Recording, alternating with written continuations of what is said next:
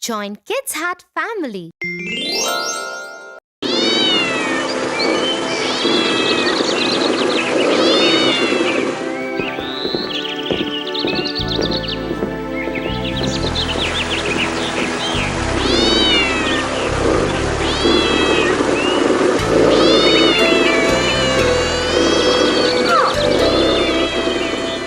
Lucky cat! If the other boys hadn't come, she would have lost the fight. She should have just run away instead of fighting with such a big dog. She was bound to lose against a dog. I don't think so, Tofu. Dogs are more powerful than cats, Tia. Maybe so. But when you have courage and fight with intelligence, you can win against anyone.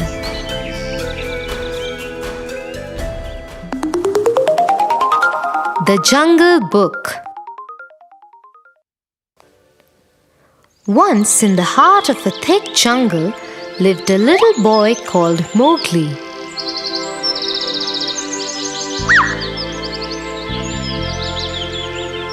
He did not belong to the jungle, as he was a human child.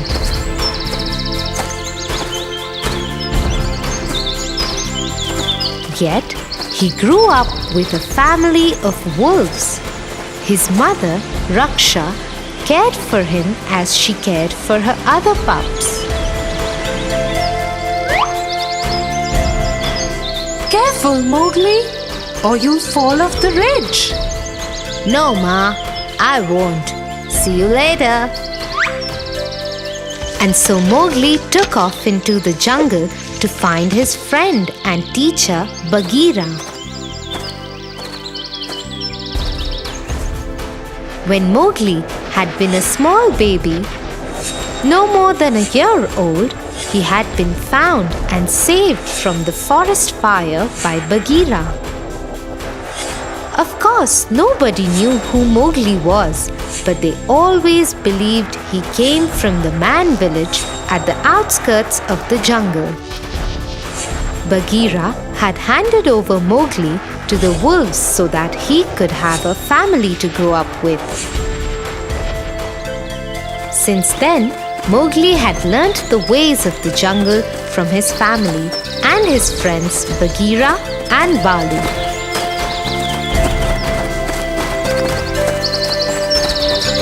He ran like them, hunted like them, climbed trees like them, and also spoke like them. Hello, Bagheera. What are you going to teach me today? I won't be teaching you today. Today Balu has something planned for you. Let's go fishing in the river. Hello, Balu. Let me get a stick to make a spear for fishing. You don't need a spear to fish. But it makes it easier. You can't do it like that, Mowgli. That is not our way. Then how is it that I know how to make a spear, Balu? Who taught me that? As usual, Bagheera and Balu did not have an answer to Mowgli's questions. The forest fire had started and destroyed the man village.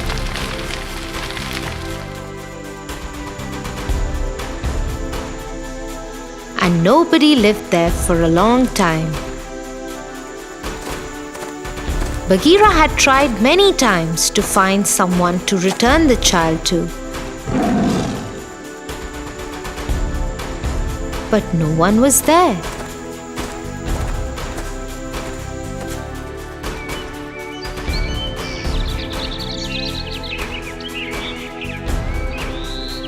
When the village settled again, the men put sharp barbed wire fences and laid traps to keep the animals at bay. Although the animals couldn't understand why, all the creatures of the jungle had always maintained a safe distance from the humans. They never meant any harm to them. In any case, the fences and traps made it impossible for Bagheera to return the child back to the human world.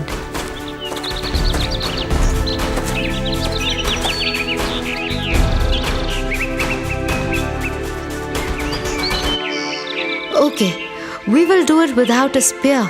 Let's go.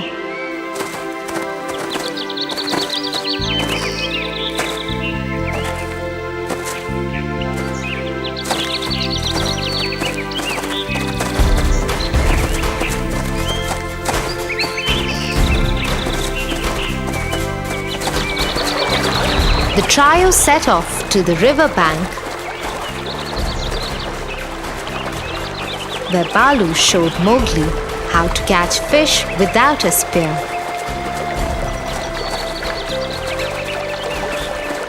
Balu would swiftly duck his head into the water and come out with fish in his mouth. Mowgli gave it several tries.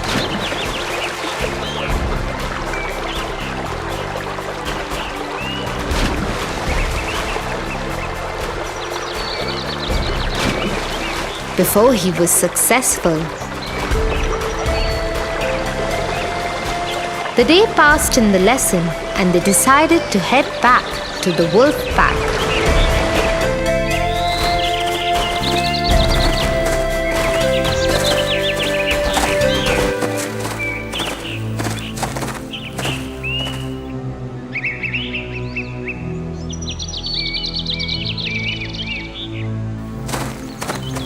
They had almost reached home when Bagheera alerted the other two.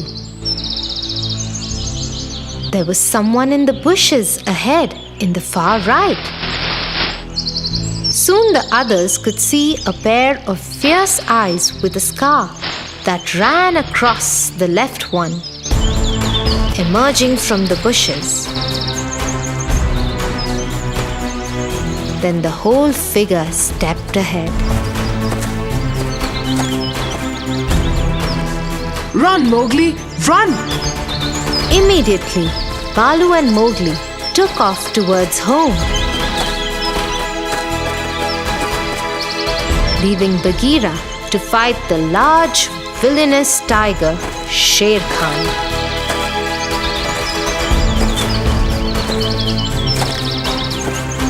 Bagheera and Sher Khan immediately leapt at each other.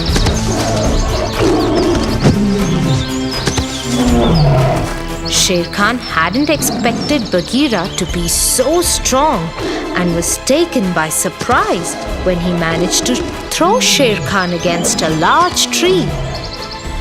The elders of Wolfpack soon joined them. Sher Khan knew he was injured and outnumbered. You might have saved him today, but the human belongs to me. I will come back for him. Sher Khan, what are you doing here? This is not your territory. No territory can keep me out. And the next time I come, I will not spare anyone who stands in my way.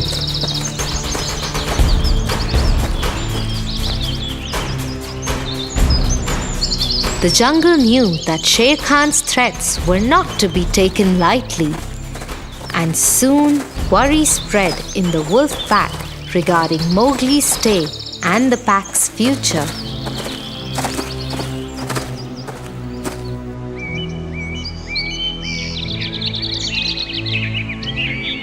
I can defend myself. I will not let any harm come to my family and friends. I know a way to put an end to this. Mowgli gathered Bagheera and Balu. I know how I came to the jungle. I have seen Sher Khan's eyes only one time before in my life. He attacked our village when I was small. To scare him, the elders used to fire. But he took me and escaped, and the whole village caught fire. When my father followed him to save me, he killed my father. That is why the villagers have put traps and fences now.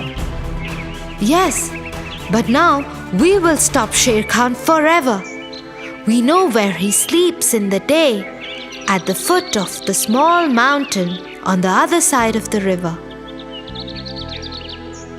The bulls feed on the grassy slopes of that mountain. If we can scare them to run down the mountain, Sher Khan won't stand a chance. That is a good plan, Mowgli. The trio assured the others that they had found a way out of their troubles, and by tomorrow night, all will be fine.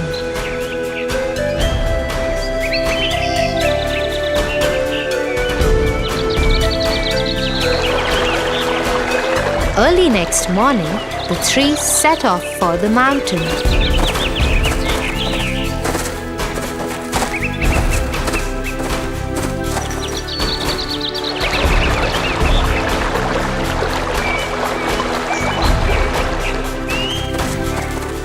They went around it and climbed it from the other side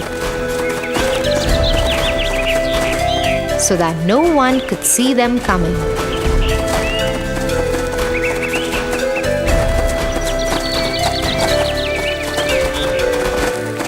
Once on top of it, they could see the bulls eating the grass. Ah! The three leapt at the quiet bulls and rushed towards them, screaming so loudly that the bulls got scared and started running down the hill to escape from them. The plan was working.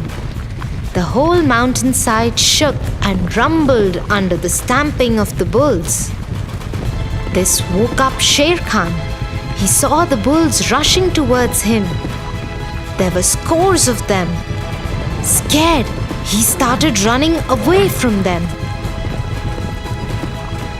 He is trying to get away. I won't let him.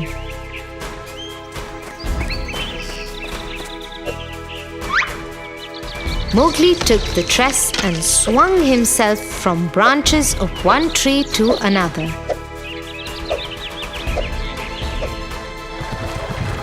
On the other side, Sher Khan couldn't keep ahead of the bulls. Their sharp horns poked him, and he got trampled under their feet. One would have died, but Sher Khan wasn't an ordinary tiger. He was evil, and trickery was his second nature. He latched onto the horns of one bull and tugged at him. Agitated, the bull threw him aside and over the side of the plateau. Sher Khan held to the edges of the plateau and started climbing up.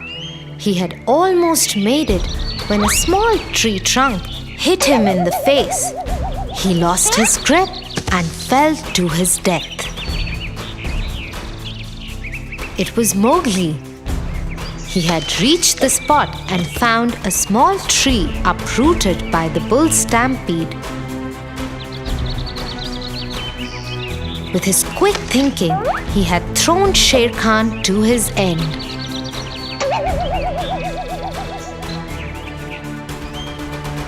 He had saved himself and protected the entire jungle from the tyranny of this villain. Bagheera, Balu, and Mowgli returned to the wolf pack, where everyone rejoiced on hearing what had happened. So you see, Tofu, to win, you don't always have to be the strongest. If you have courage and think intelligently, you can win against anyone. Yes, Tia, now I understand what you meant. Shall we go down and play with our friends now? Yes, let's go.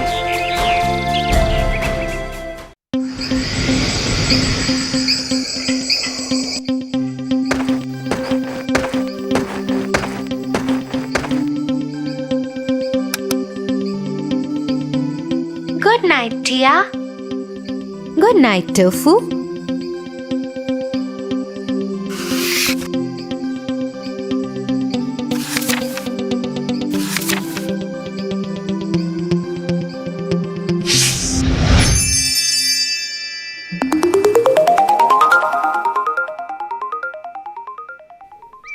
Once upon a time, there lived a lonely couple who only wished to have a child.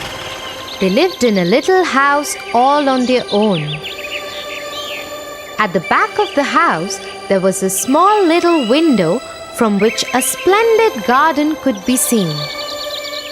This garden was full of very beautiful flowers and herbs.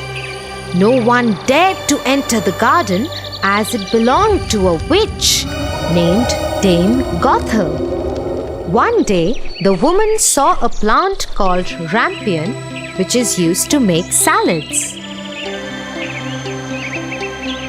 Dear husband, I have a strong desire to have a salad made out of that plant. Oh, but that belongs to the wicked witch. Oh, please do something. I really want to eat those rampions. Okay, dear, I will try to get it for you.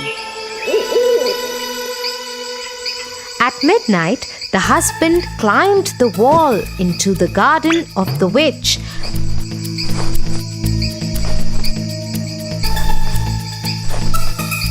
and started taking some rampions. The man took the rampion and his wife made a salad out of it and ate it. But the very same night, there was a knock on the door and the man knew something was wrong. How dare you, human! Come into my garden and steal my rampions like a thief. You will suffer for it.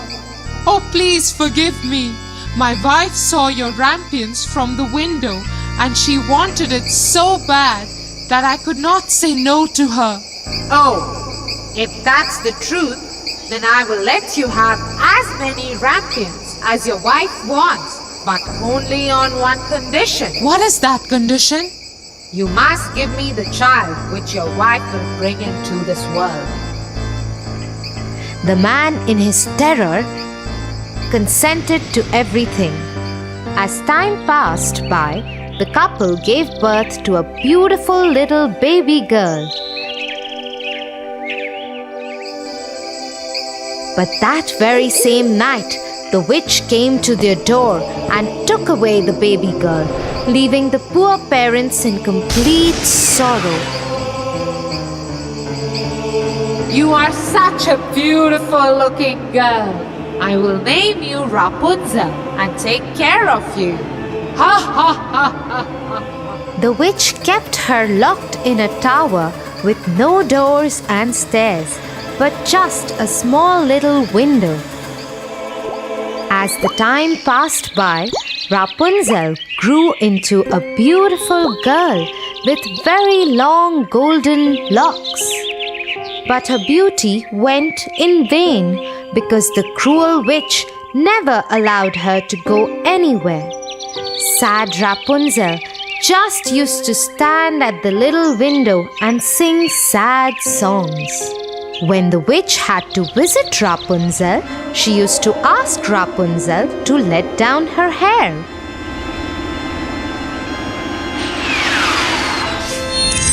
Rapunzel, Rapunzel, let down your hair to me.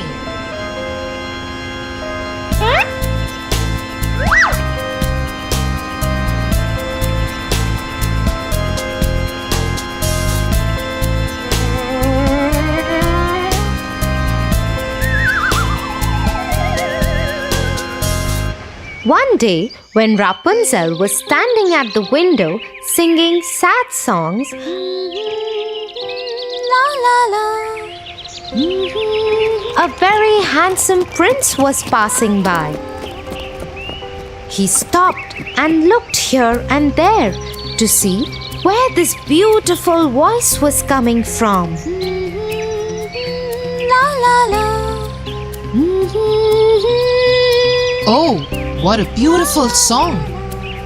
Who is singing so beautifully?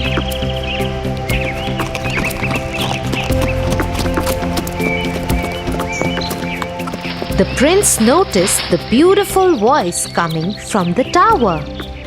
He wanted to climb the tower and looked for the door, but could not find one. he went back home in dismay. But Rapunzel's singing had touched his heart so much that every day he started going to the forest to listen to Rapunzel's songs.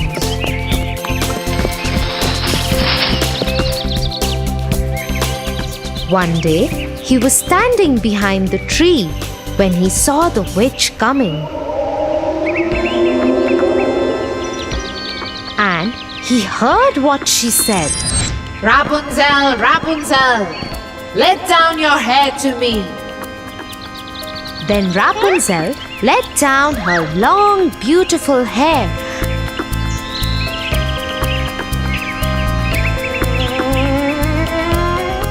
And the witch climbed up the tower. Oh, that's the way to climb up to the tower. I shall do the same.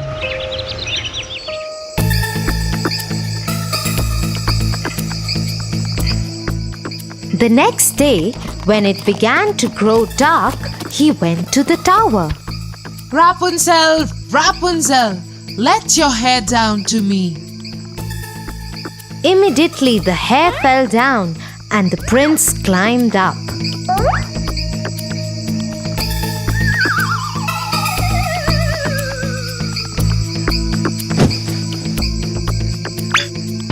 Oh, who are you?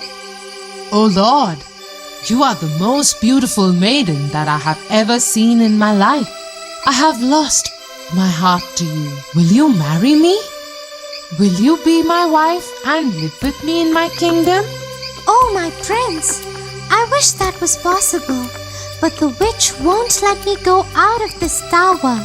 And if she comes to know about you, she will kill you. I don't care. You are coming with me now. Come on, let's go. Oh, prince, I am ready to go away with you. But I do not know how to get down. If I let down my hair, then how will I get down? You are right. You have to go now. The witch will come soon. Yes, don't worry, Rapunzel. I will think of something and come back tomorrow. That moment, when the prince was climbing down the tower, the witch saw him. Oh, so he wants to take Rapunzel away. They both will have to pay for this. The witch climbed the tower after asking Rapunzel to let down her hair.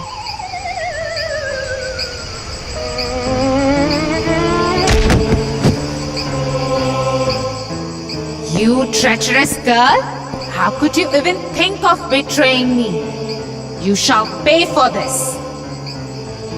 The witch took a big pair of scissors and chopped off her long, beautiful tresses. Rapunzel was left all alone in the desert by the witch to live in grief and misery. Meanwhile, the prince returned the next evening to take Rapunzel away. Rapunzel, Rapunzel, let down your hair. The wicked witch let down the long braid that she had chopped off from Rapunzel's hair, and the prince climbed the tower without knowing what danger was awaiting him. When the prince was about to enter the window, the wicked witch chopped off the braid just to see the prince fall off the tower into the thorny bushes under the tower. The prince started bleeding from his eyes as the thorns blinded him completely. The witch cast a spell on the prince, and he wandered in woods around the world without any sight and survived in poor conditions. Meanwhile, the prince roamed about in misery for 2 years, and finally he got to the desert where Rapunzel was left by the witch. La la la. He suddenly heard the beautiful, sad voice of his beloved and started shouting in excitement. That voice! That voice! Is it you, Rapunzel? Is it really you?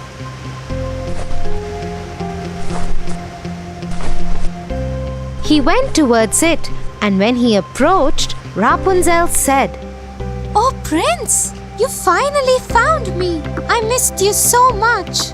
I am so happy to see you that I can't stop crying.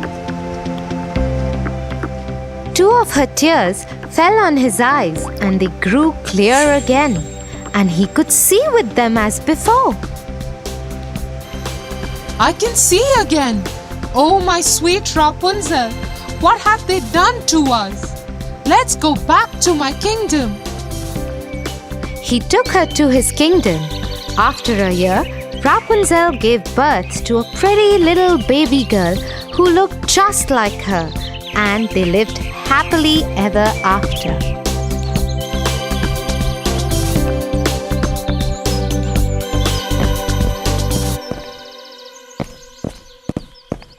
Get up, Tofu,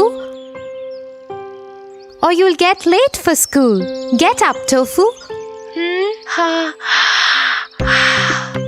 Tia, you? What happened? That was... Yeah, I know. That was me in your dream. Now get up and get ready.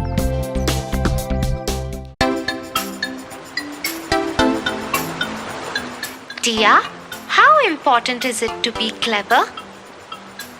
It is important to be clever, but one should use it only for good reason, not to hurt someone.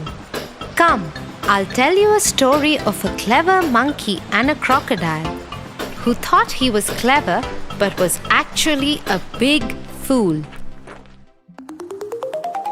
The Clever Monkey.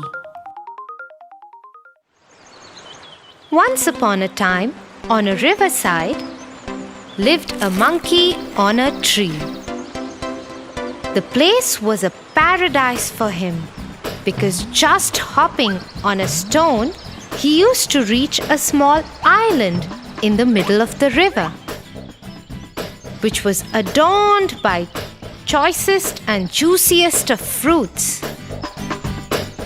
In the vicinity of the island, there lived a crocodile couple. And every day they used to drool at the monkey, hopping in and out of the island. But the monkey was so clever that the crocodile couple never managed to lay their hands on the monkey. One day, the female crocodile said, "Dear husband, I have a plan to nab this monkey." None of our tricks have worked with this clever monkey. What brilliant idea do you have now? The female crocodile whispered in his ears, and all he could do was laugh sheepishly. The next day, when the monkey was busy feasting on fruits on the island, the crocodile very silently went and sat on the stone.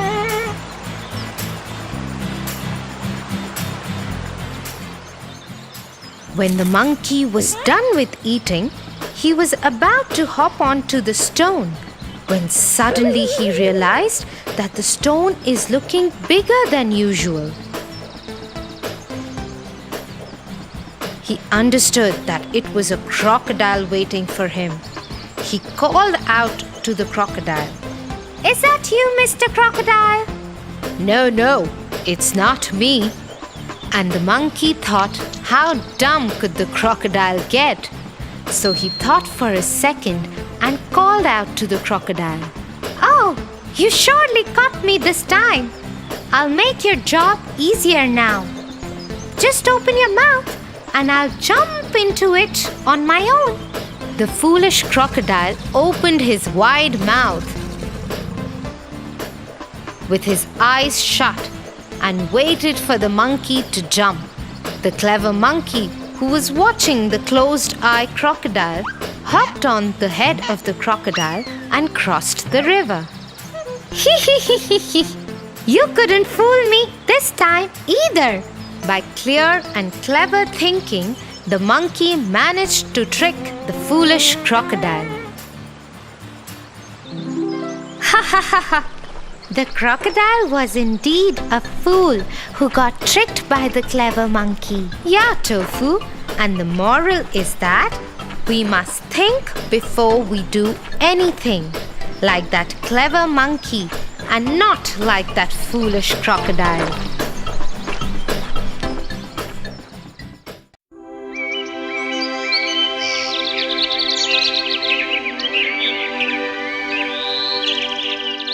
Tia, I'm getting bored. Will you please stop reading and talk to me? Bored? How can you get bored, Tofu? Why don't you write a story of your own? I can't think up a story, Tia, especially when I'm so bored. Looks like you haven't heard of Alice in Wonderland.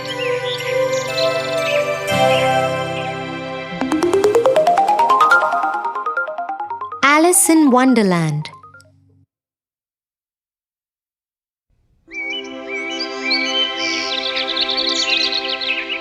One sunny day, Alice was sitting next to her sister while she was reading. Her sister had been reading books all morning and Alice was very bored now. She thought for a while and decided to ask her sister to stop reading. She was about to do that when she saw a little white rabbit with pink eyes run past her. I am late! I have to hurry! I am late! Saying so, he ran into his rabbit hole. Alice was suddenly interested in this turn of events and she decided to follow the rabbit. She went to his rabbit hole and peered down it. Suddenly, the hole gave away and Alice fell into it. She kept falling for what seemed like a very long time. Will I ever stop falling? What kind of a strange hole is this? At last, she landed with a thud in a big empty room. The room had 3 doors of different sizes. She saw the rabbit outside the smallest door before it closed shut. But the door was very tiny, no bigger than Alice's new pencil back home.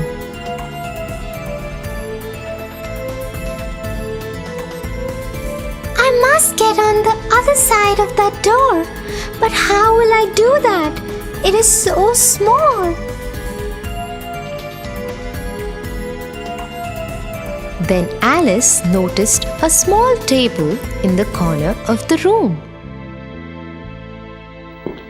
She went to it to find a small bottle of pink potion with the label "Drink Me" on it. Next to it was a small little key, the size of the smallest door's lock. I think this key belongs to that door. I wonder what this potion will do to me. Let me try. And so Alice took the key in one hand and drank the potion from the bottle. Suddenly, Alice could no longer see the top of the table. The empty bottle of the pink potion became too heavy for her and fell out of her hand. She was shrinking. What is happening to me? I am shrinking. Once Alice was small enough to go through the smallest door, the shrinking stopped.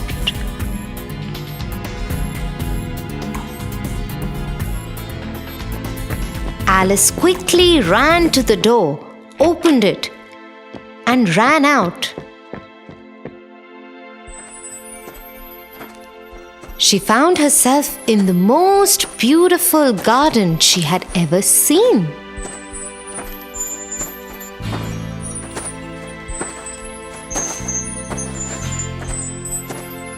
But she could not enjoy it because she was so tiny and all the flowers and plants were so big.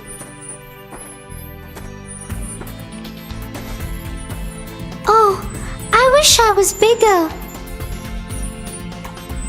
Hearing her, the white rabbit came to her and ordered her rather rudely, Go to my house and get my gloves and fan. Alice didn't know why the rabbit was so rude to her. Perhaps he didn't like being followed. Nevertheless, she decided to follow the instructions because she was curious and wanted to see the rabbit's house.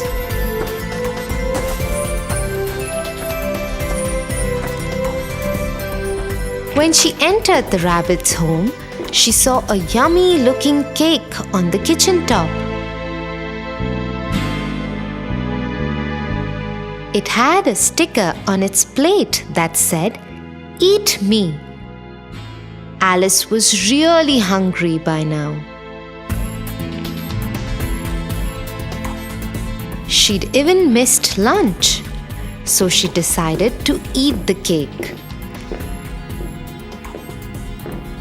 As soon as she took one bite, she started growing again. Soon, she would not fit into the house.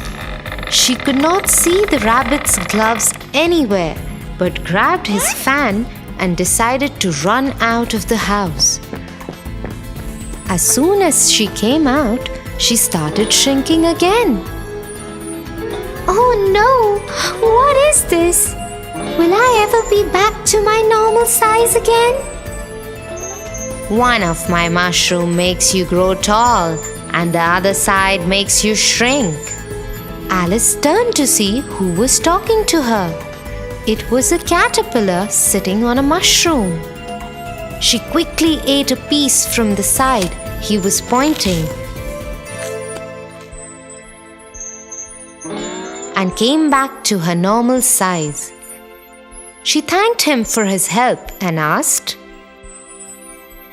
How do I get back home? Could you please tell me that? That path leads to the Mad Hatter and the other one to the rabbit's home. This time it was a cat that sat in the tree that spoke. Alice thanked him and took the path to the Mad Hatter. She didn't want to meet the rude rabbit again. I will meet you in the evening at the Queen's palace.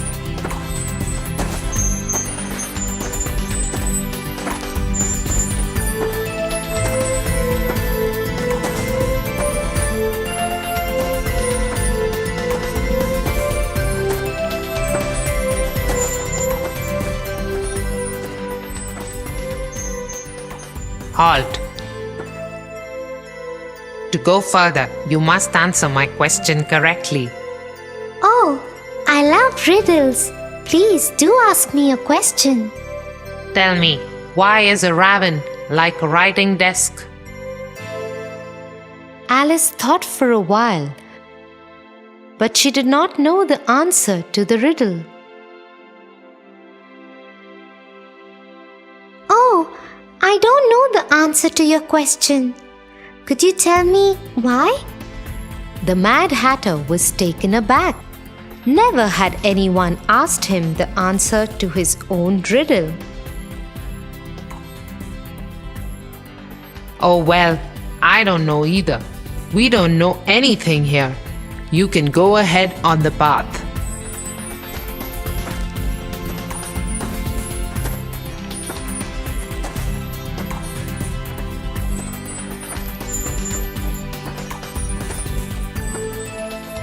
Hence, Alice proceeded to the Queen's castle where a game of croquet was on.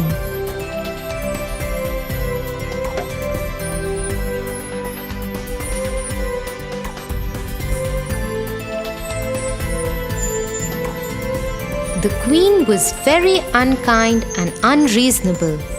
If she didn't like someone, she would instruct her soldiers to be off with his or her heads immediately. Her guards had made a mistake earlier in the day, and so she had turned them into cards for the game.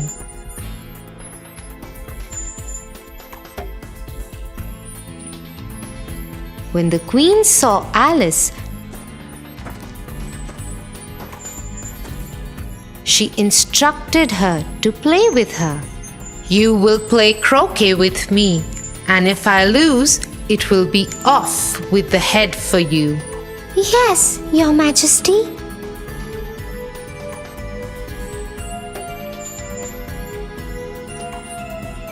Alice was very careful.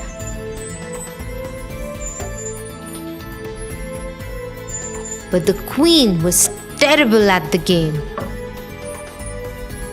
And Alice had to try really hard to lose.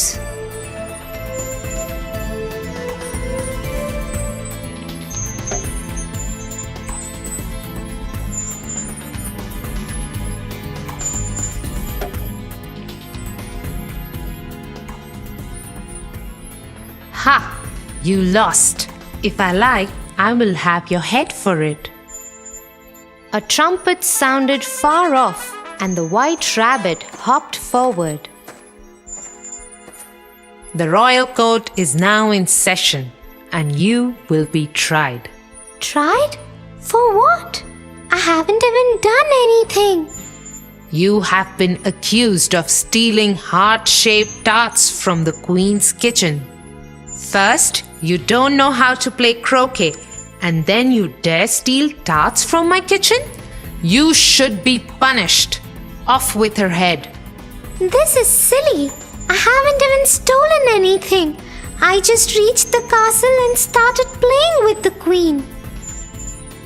She looked at the white rabbit, the Mad Hatter, the caterpillar, and the Cheshire cat. They were all looking at her and smiling.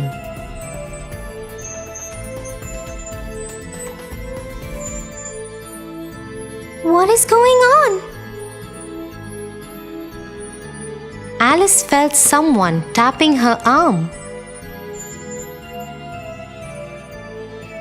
It was her sister. "Wake up, Alice! You fell asleep sitting next to me. It's time for lunch." What a strange dream I had. I promise I will never complain of being bored while you read.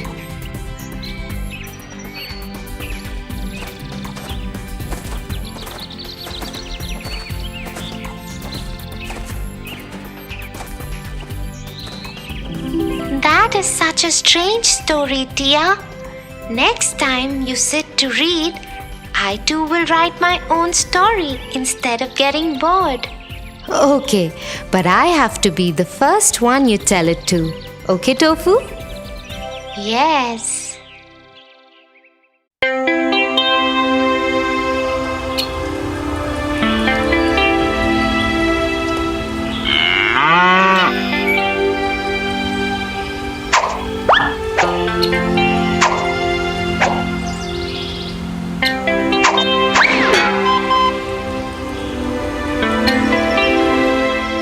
What are you trying to do, Tofu? I am trying to pluck mangoes from this tree, but the effort is going useless. That's because the mangoes are too far away and the stones are too heavy. Then what should I do, Tia? I really want those mangoes.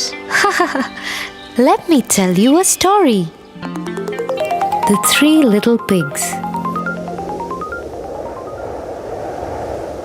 Once upon a time, there was a mama pig and three little pigs.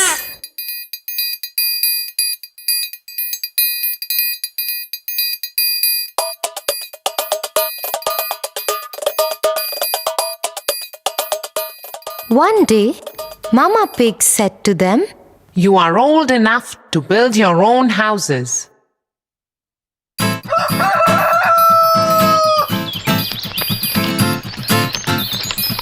The first pig built a house of straw.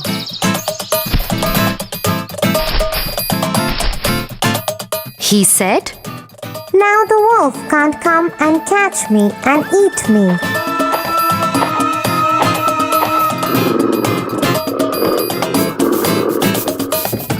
The second pig built his house with sticks, stronger than the first pig's house. He said, Now the wolf can't come and catch me and eat me. The third pig built his house with bricks, stronger than the second pig's house. He said, Now the wolf can't come and catch me and eat me. Next day, the wolf came to the house made of straw. The wolf knocked at the door and said, Little pig, let me come in. I will not let you come in, said the little pig. Then I will huff and puff and blow your house away, said the wolf.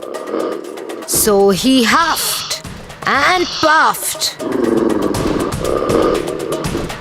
The house of straw fell down, and the wolf ate up the first little pig.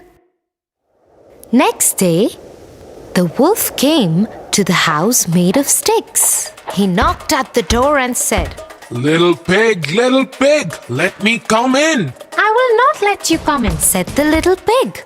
Then I will huff and puff and blow your house away, said the wolf.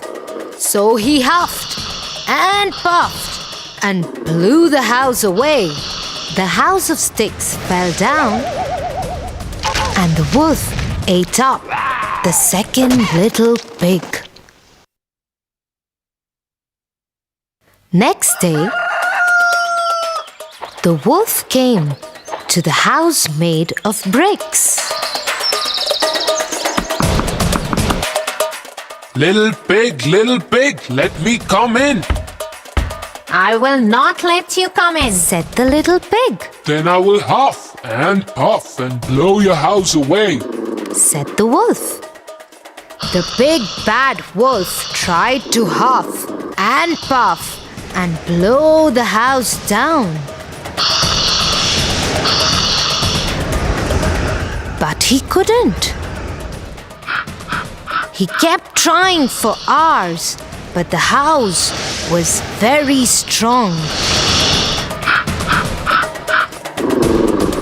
He tried to enter through the chimney, but the clever third little pig boiled a big pot of water and kept it below the chimney. The wolf fell into it and died.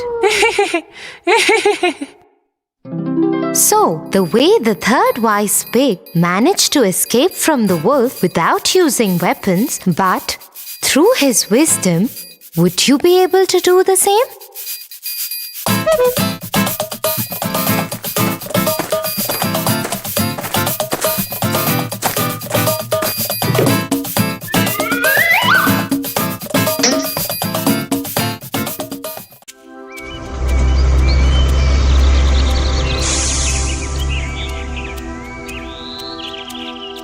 The boys in my class are very mean to me. They are so tall and big that I always have to listen to whatever they say.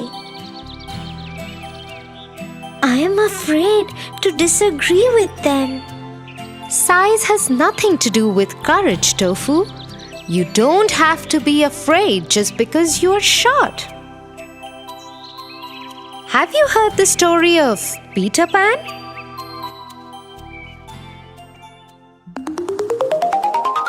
Peter Pan.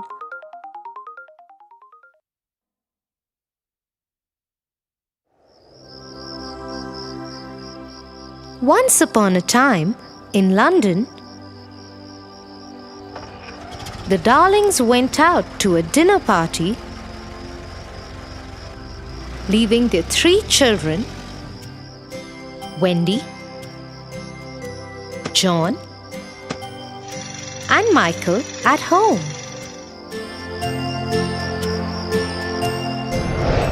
After Wendy had tucked her younger brothers John and Michael to bed, she went to read a book.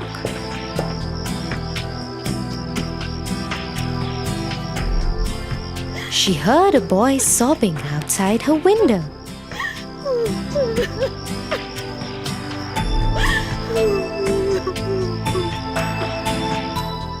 He was flying.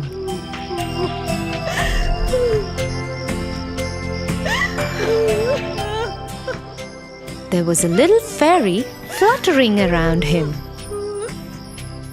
Wendy opened the window to talk to him.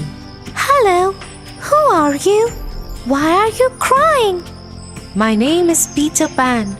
My shadow wouldn't stick to me." "Don't worry. Come inside." Peter agreed.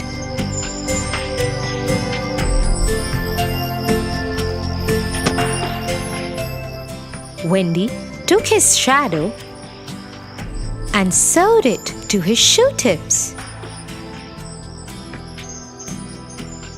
Now his shadow followed him wherever Peter Pan went. He was delighted. "Thank you so much. Why don't you come with me to my home, the Neverland? I live there with my fairy Tinkerbell." "Oh, what a wonderful idea! Let me wake up John and Michael too. Could you teach us how to fly?" "Yes, of course. Get them. We will all fly together." And so it was. 5 little figures flew out of the window of the Darlings and headed towards Neverland. As they flew over the island, Peter Pan told the children more about his homeland. That island is Neverland. All the children who get lost come and stay with Tinkerbell and me. The Indians also live in Neverland. The mermaids live in the lagoon around the island. And a very mean pirate called Captain Hook keeps troubling everyone. Captain Hook? Yes, a crocodile bit off his one arm. So the captain had to put a hook in its place. Since then, he's afraid of crocodiles. And rightly so. If the crocodile ever found Captain Hook, it will eat up the rest of what it couldn't eat the last time. Soon they landed on the island. And to the surprise of Wendy, John, and Michael, Peter Pan let them in through a small opening in a tree. Inside the tree was a large room with children inside it. Some were huddled by the fire in a corner, and some were playing amongst themselves. Their faces lit up when they saw Peter Pan, Tinkerbell, and their guests. "Hello, everyone. This is Wendy, John, and Michael. They will be staying with us from now on." "Hello, Wendy, John, and Michael."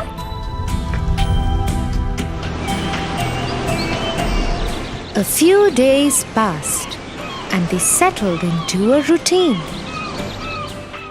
Wendy would take care of all the children in the day and would go out with Peter Pan and her brothers in the evening to learn more about the island. She would cook for them and stitch new clothes for them. She even made a lovely new dress for Tinkerbell.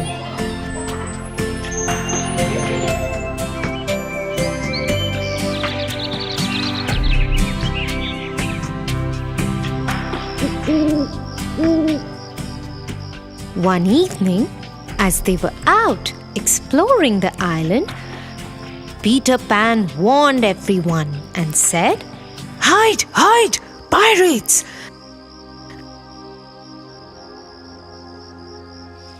And they've kidnapped the Indian princess, Tiger Lily. They've kept her there, tied up by the rocks near the water. Peter was afraid, and the princess would drown if she fell into the water. So, in a voice that sounded like Captain Hook, he shouted instructions to the pirates who guarded her. You fools! Let her go at once! Do it before I come there, or else I will throw each one of you into the water. The pirates got scared and immediately released the princess. She quickly dived into the water and swam to safety of her home.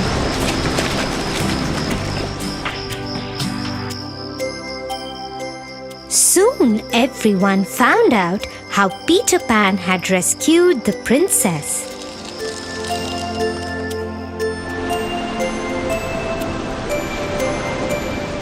When Captain Hook found out how Peter Pan had tricked his men, he was furious and swore to have his revenge.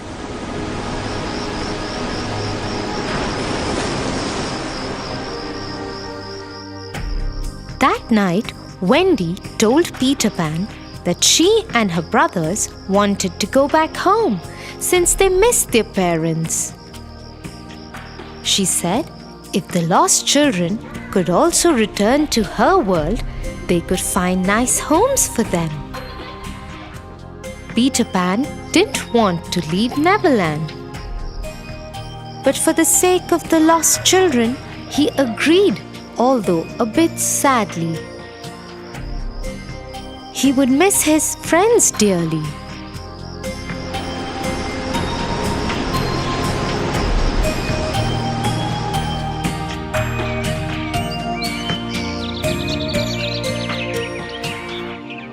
The next morning, all the lost children left with Wendy, John, and Michael.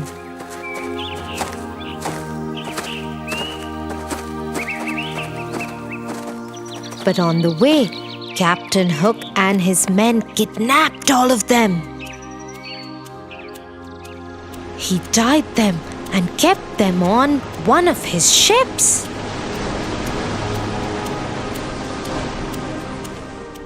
As soon as Peter found out about it, he rushed to the ship. He swung himself from a tree's branch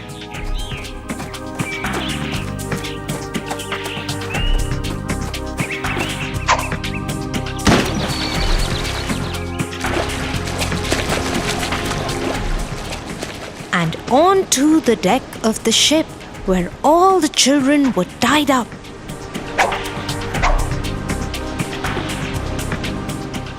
He swung his sword bravely and threw over the pirates who tried to stop him.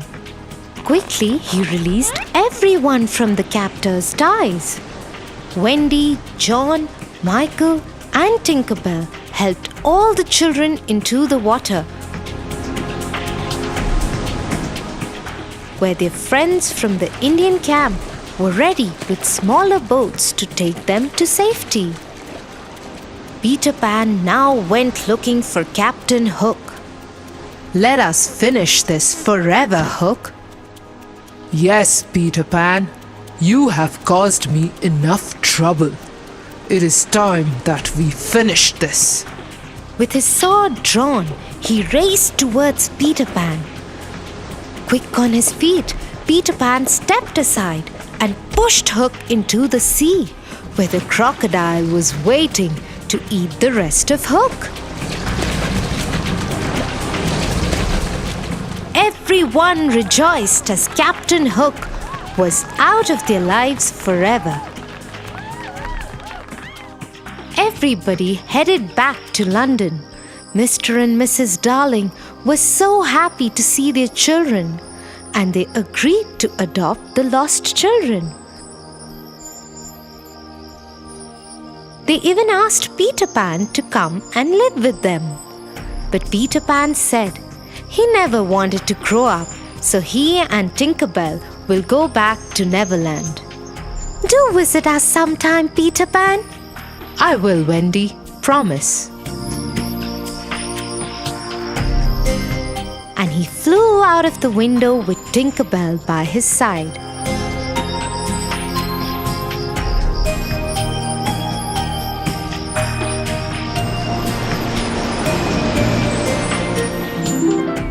Thank you, Tia. I feel much better. The next time the boys are mean to me, I will find a nice way out.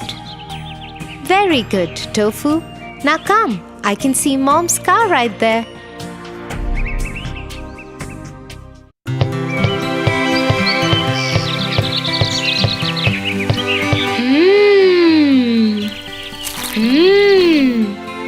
These cookies are so yum. I can eat them forever. Tofu, have you ever imagined what if these cookies become alive? Alive? This reminds me of a story. The Gingerbread Man. Long ago, there lived an old couple.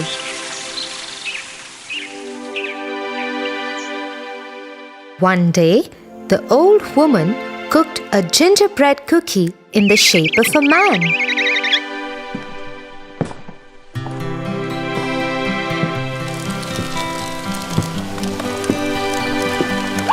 As soon as the gingerbread man was cooked,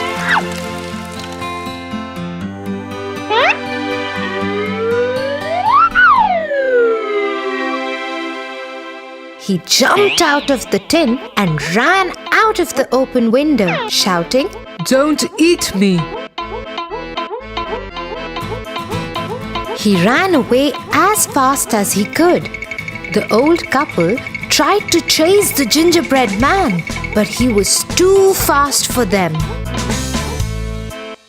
Soon, a hungry pig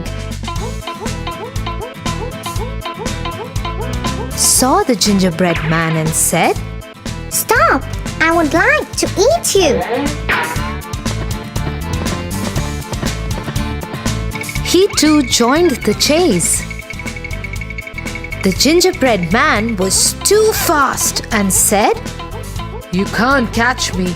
I am the gingerbread man.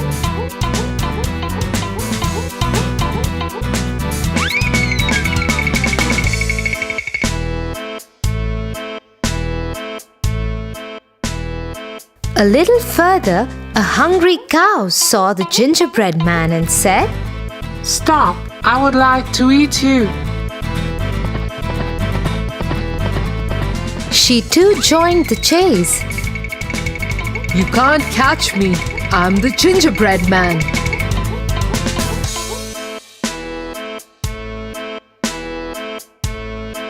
Next, he met a horse. The horse too joined the chase. Finally, the gingerbread man came to a river and stopped, as the river could make him soggy. A clever fox came by and wanted to eat him up.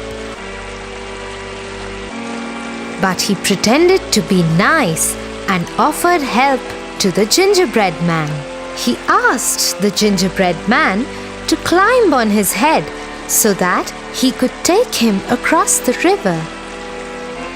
The gingerbread man was so scared of water that he agreed.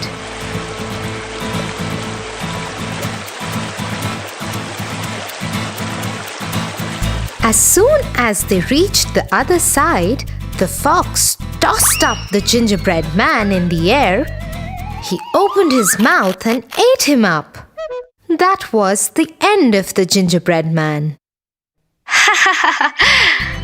I don't want my cookies alive and get eaten by a wolf. Ha ha ha ha! Enjoy your cookies, Tofu.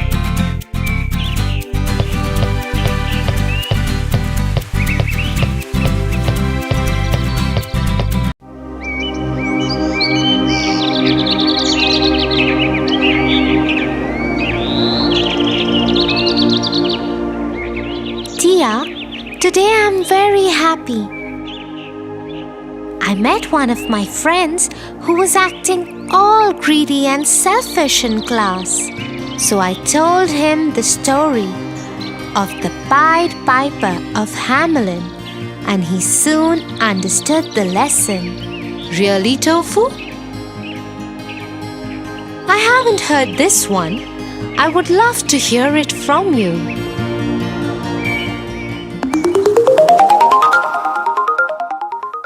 The Pied Piper of Hamlin. Once upon a time, there was a town named Hamlin. The town was beautiful, bustling with energy and wealth. But no sooner the happiness of the town was ruined by a plague. Plague of rats.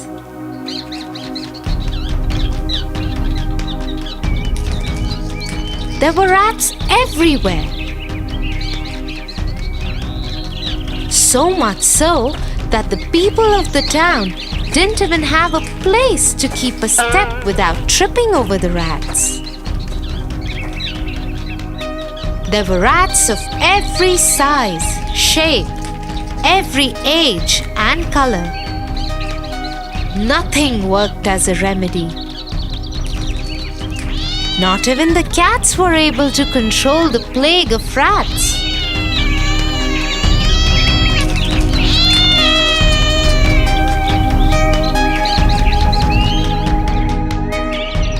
Giving up, the authorities decided to announce a reward of 10 bags of gold to anyone who could help to get rid of the rats.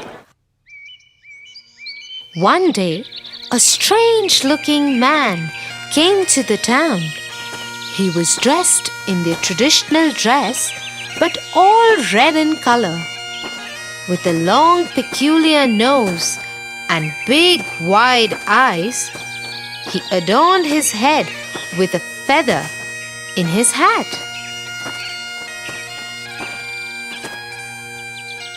He went to the authorities and said, I have a solution for your problem.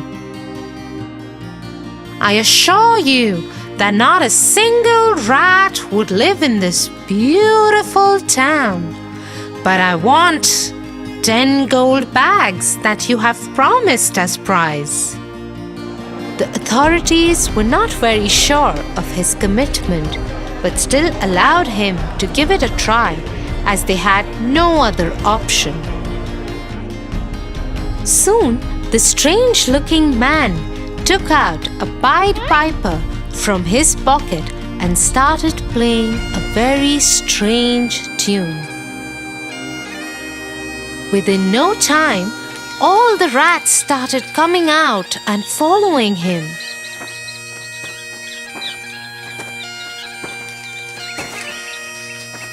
From every nook and corner of the town, so many rats came out that the whole street was filled with them.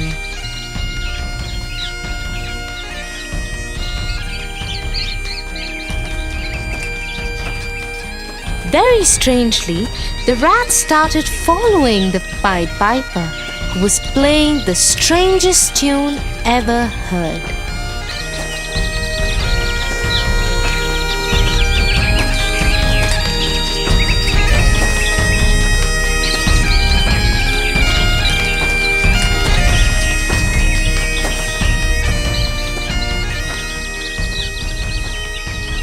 The Pied Piper took them to the town's river and entered into it.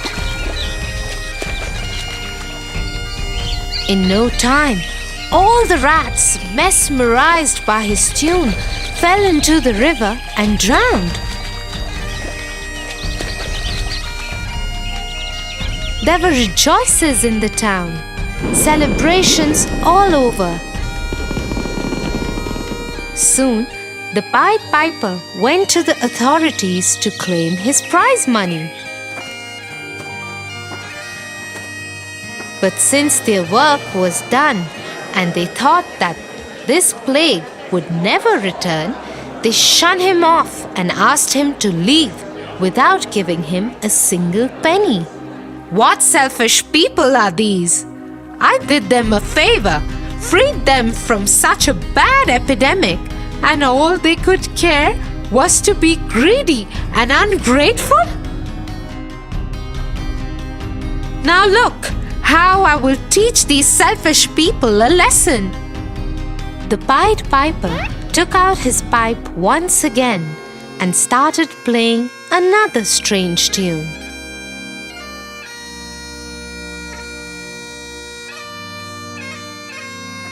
A tune that no one had ever heard before.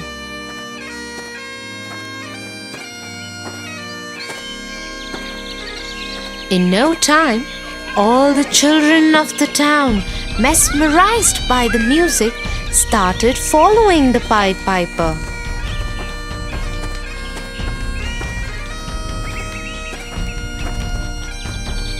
The children were so lost in his tune that they didn't realize that they have come out to the outskirts of the town.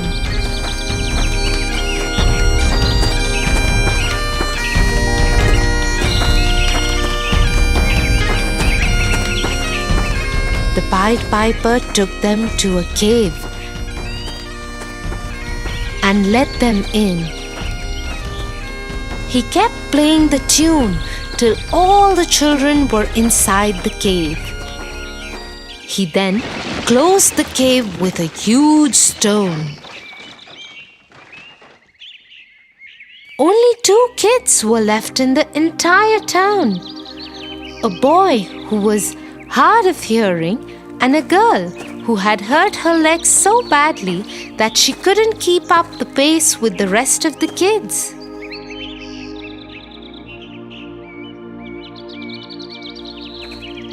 These 2 kids went back and told their parents about the Pied Piper and how he lured all the children into the cave. Soon, the authorities went begging to the Pied Piper and requested him to let their children out. This time, they promised to reward him with 20 gold bags. I don't trust you any longer. I want my prize money beforehand. Soon, he was handed over his prize money. And he left, never to be seen again. The children were freed from the cave, and the parents hugged them and cried. Watching this, the authorities said, We surely have learned a lesson. This man came out of nowhere and saved us from an epidemic. All that we did in return was to be selfish and ungrateful. He surely taught us a lesson of not to be greedy and selfish. That night, the town rejoiced and celebrated like a festival. It's still said that in the town of Hamlin, if you ever go and listen carefully, you might hear the beautiful sound of the Pied Piper.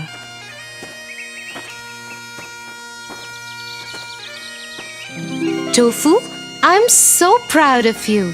You must be a little naughty, but you surely are a good boy. Ha ha ha ha ha ha ha ha.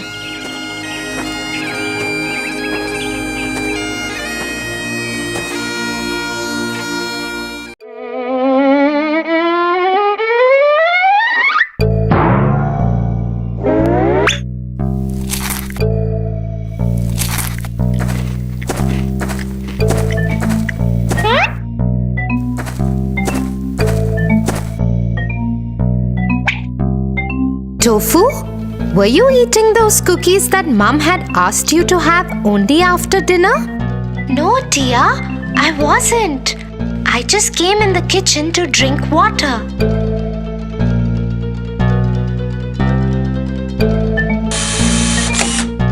Tofu, do you know something? A lie is not fruitful. How, Tia? Come, I have a moral to teach you today. The Boy Who Cried Wolf. Once upon a time, there lived a shepherd boy who took care of the sheep in the village. He was very dedicated to his work. Every day, he used to take the herd of sheep to the top of the hill and bring them down by evening.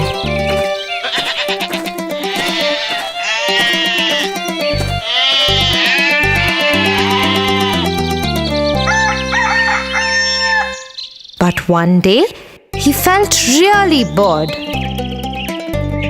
I am feeling so bored. All the villagers work together, but here I am, all alone, taking care of the sheep and no one else to talk to. What should I do? Suddenly, he had an idea, a wicked one. He went over the edge of the hill and started shouting. Help! Help! There is a wolf! He is gonna eat all our sheep! Help! Hearing the boy cry out for help, all the villagers came to the top of the hill to save the sheep. But reaching there, all they could see were calm sheep grazing the grassland. You silly boy, where is the wolf? Why did you cry out for help? The villagers were very angry and left the place cursing the shepherd boy. This was so much fun!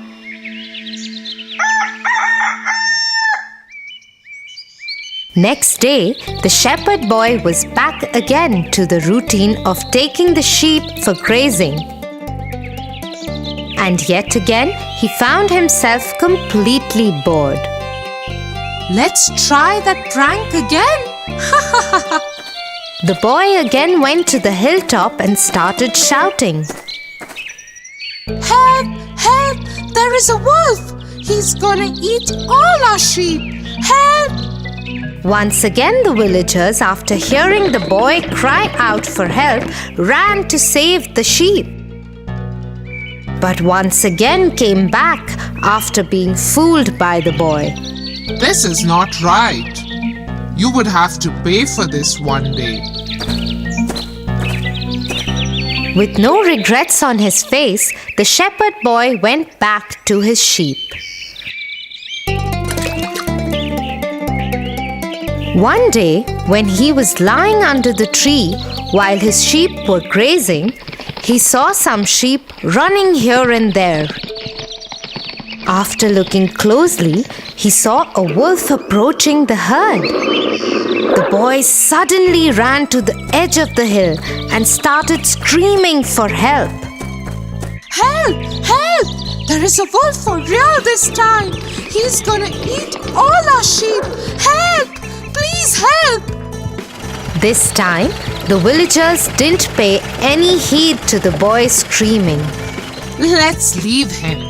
This time too he might be playing a prank on us. The boy kept on crying for help, but no one turned up this time.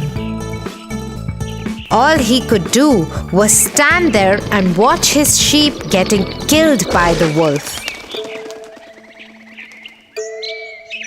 Oh, I should have not played that prank with the villagers.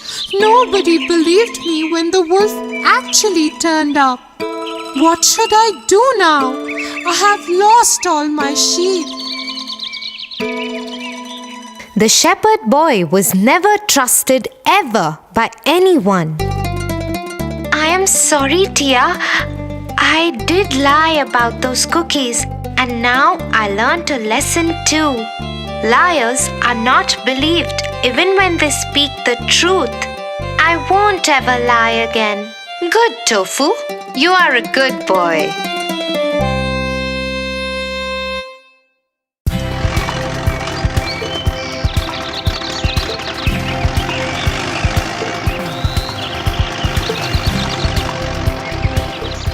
Tia, I think we will take long to reach.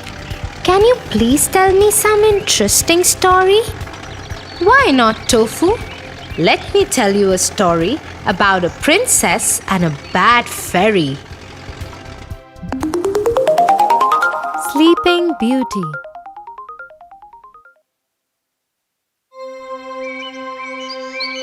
A long time ago, there lived a king and a queen. They wished for a child for a very long time.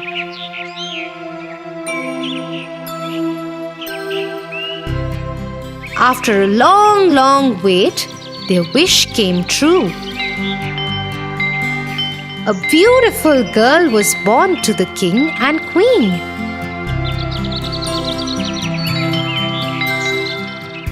The king announced to his people, "We are blessed with a baby princess, and her name is Sunshine." "Hooray!" said the people.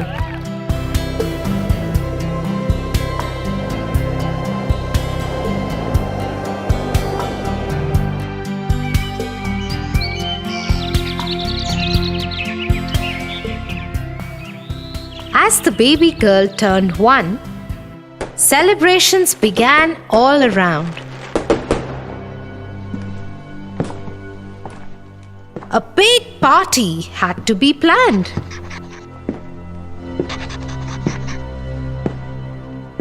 We must invite all the fairies.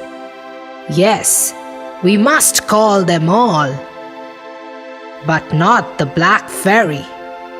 She is mean. She is bad.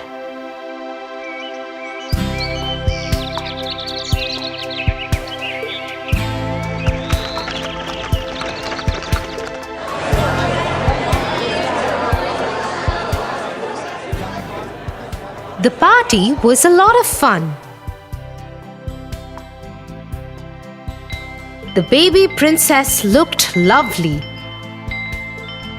All fairies brought with them some precious gifts and blessed the little princess to be a clever and kind girl. Suddenly, the castle was filled with blue smoke and nobody could see anything. As soon as the blue smoke settled, King and Queen were shocked to see the black fairy.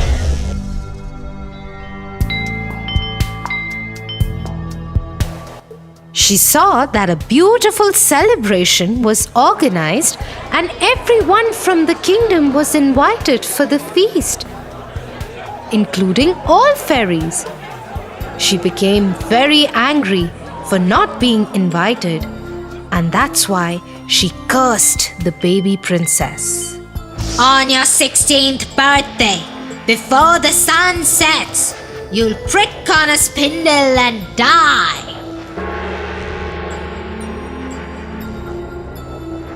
She screamed in anger and vanished. Everybody was shocked.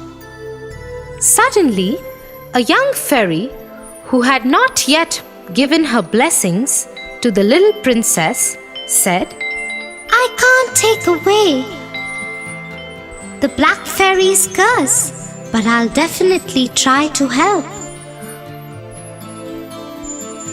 When the princess pricks herself, she won't die. Instead, she'll go into a deep sleep and shall only awaken with a kiss from a prince who loves her.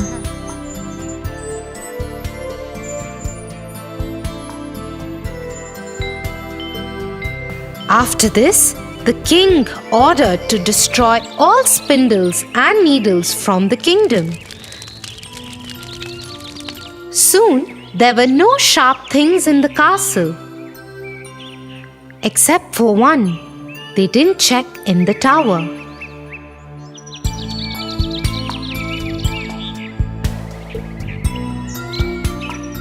As years passed by, the baby grew under supervision of fairies and turned out to be a very beautiful young girl.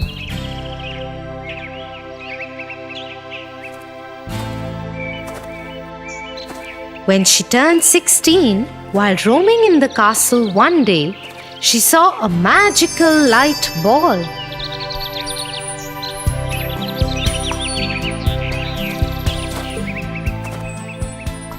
And followed the light ball.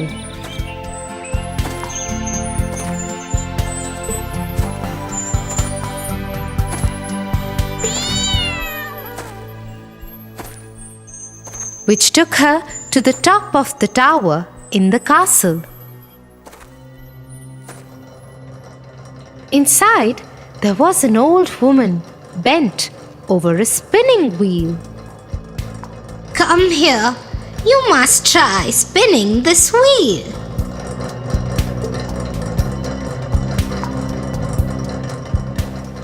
Oh, what is this? Please let me do it as well. I have never tried this. But the minute she touched the needle of the spindle, she fell to the ground. Black Fairy's curse had come true. Old woman, who was actually the Black Fairy, laughed and laughed and then disappeared.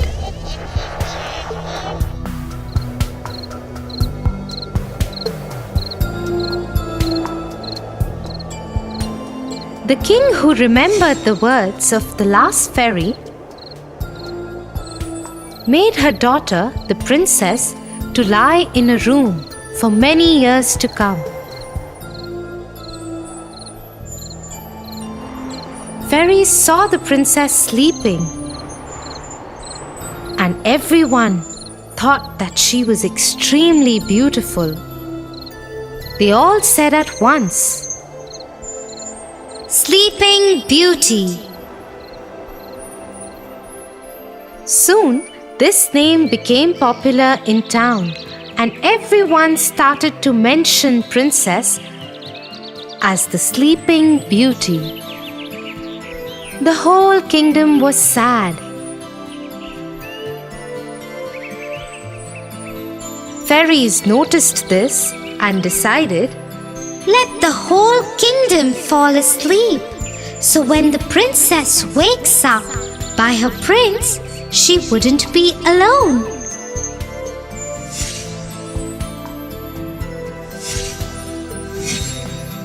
Everyone in the kingdom fell asleep. The king, the queen, the servants, soldiers, everyone in town fell asleep. Even all the animals fell asleep. Everything in the kingdom stopped. Soon, a thick forest grew around the castle and hid it.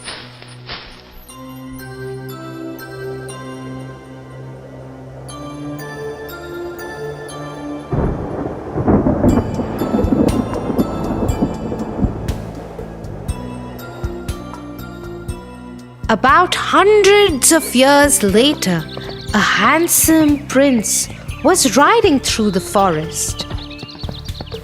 He saw the strange-looking castle.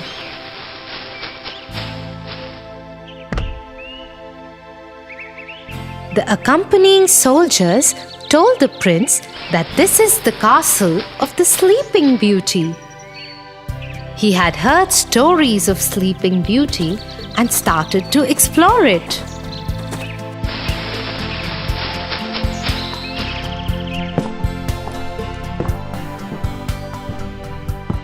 He was surprised to see everybody in the castle sleeping. When he entered more, he saw even the king and queen were sleeping. He looked around and saw one big pink door.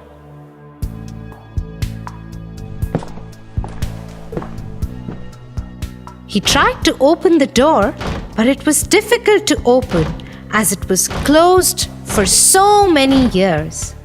After trying hard, he managed to open the door, and to his surprise, he found Sleeping Beauty lying on a beautiful bed in that room. The moment he saw her, he just fell in love with her. I really want to know who this beautiful girl is. She looks so gentle and peaceful, he said. He leaned down and kissed her. Instantly, the kiss lifted the spell and the princess woke up. The king, queen, and all the people and animals in the kingdom were awake again.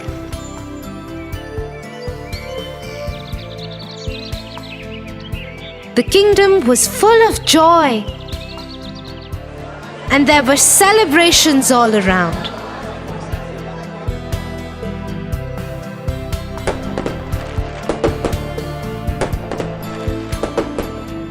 The prince and the princess soon got married and lived happily ever after.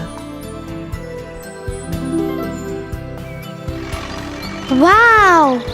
It means no matter if bad people think bad for you, there are always some well-wishers to help you out.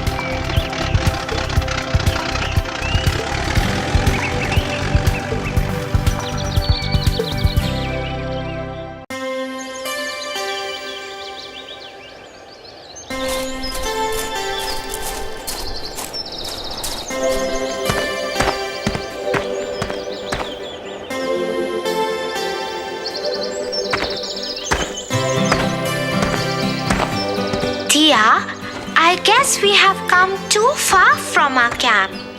When will we go back? I'm feeling hungry. It will take some time, Tofu.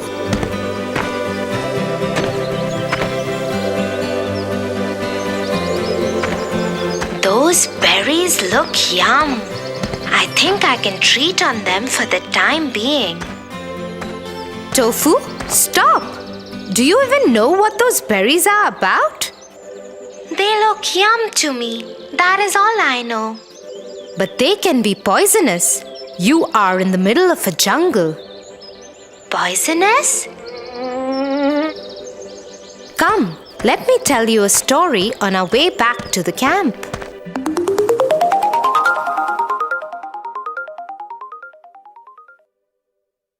On a long sunny day, there was a fox walking in a desert. Hungry and thirsty, all that he could see was miles of sand and barren rocks. Oh, it is so hot. I need water badly. He kept on walking and suddenly he saw a well.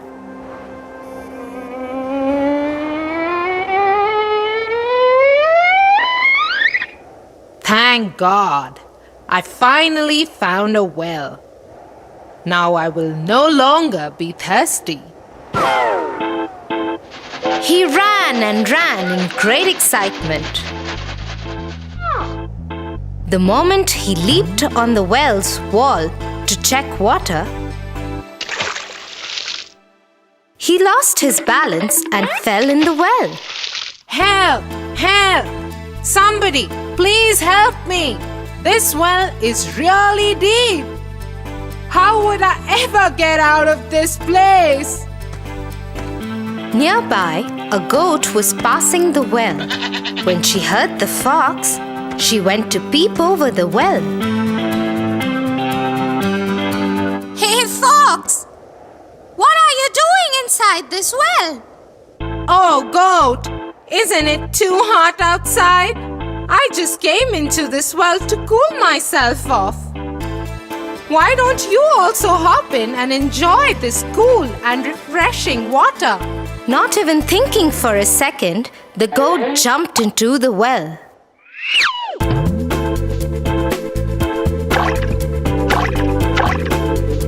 Hey, Fox! You were right. This water is actually very refreshing. I could spend all my day out here. After some time, the goat stops and asks the fox, Wait a second.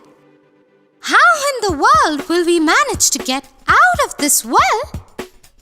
Oh, it's going to be simple. If you stand on your 2 feet and push me up, I can manage to reach to the top of the well and then pop out of the well. The goat, once again, without thinking twice, does as the fox said. Hey, fox! What about me? How would I get out? Ha ha ha ha ha.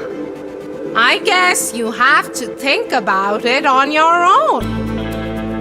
But I helped you getting out of the well. Who asked you to? You should have thought about the consequences before taking any actions.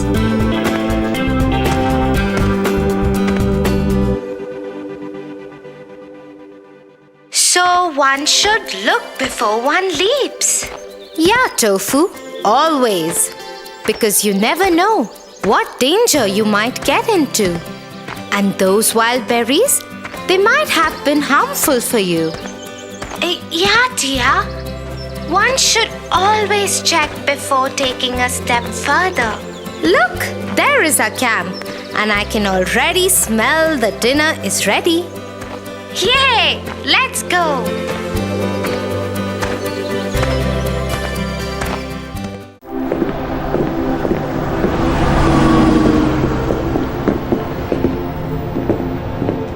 Tia, yesterday in our class, my friend Ben forgot to bring one of his textbook, and Ted offered to share his textbook with him.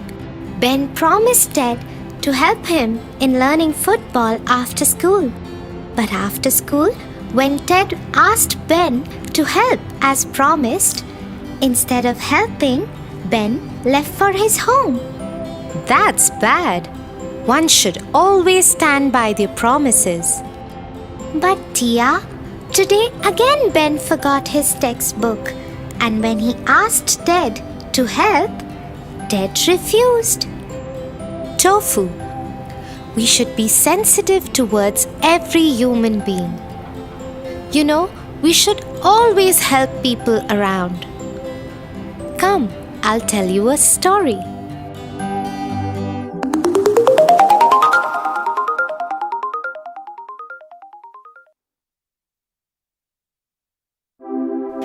Once upon a time, there lived a beautiful princess in the kingdom of a very humble king. The princess was so pampered by her father that she turned out to be a little proud of the fact that she is a princess.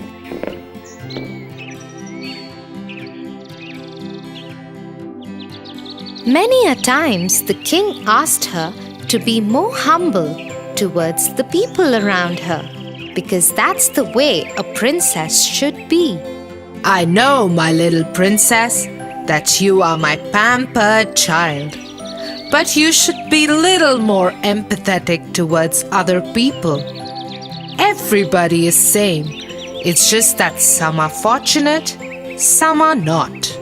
But the princess just ignored what her father had to say and went out to play with the golden ball that her father had gifted her on her birthday. She loved the ball, but no sooner had she started playing that her ball bounced and went into a pond. Oh God, my favorite golden ball! I would give anything to get back my favorite ball. Anything! Hearing the princess cry out loudly, a frog leaped up and sat on a lotus leaf and said, "Princess, I just saw what happened. I will get the golden ball back for you, but you have to promise me something." How in the world did the slimy frog talk? The princess only wanted her ball back, so she hurriedly said yes. What is it that you want in return? I want you to take me back to your palace and pamper me. I would eat with you, play with you, and sleep in bed with you. The princess was horrified at the very idea and had no intention of doing any such thing. She agreed to the condition as she thought the frog would not be able to reach the palace on his own, and she had no intention of taking him along with her. She told him to hurry and get the ball back and waited with bated breath for her golden ball.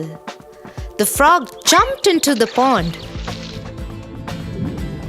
and in no time at all came back with the golden ball. She took the ball from him and ran back to her palace as fast as she could. Princess, come back! You promised to take me with you. You can't break your promise. But the princess ignored to his calling and ran as fast as she could. She was relieved when she reached her room and soon forgot all about the frog.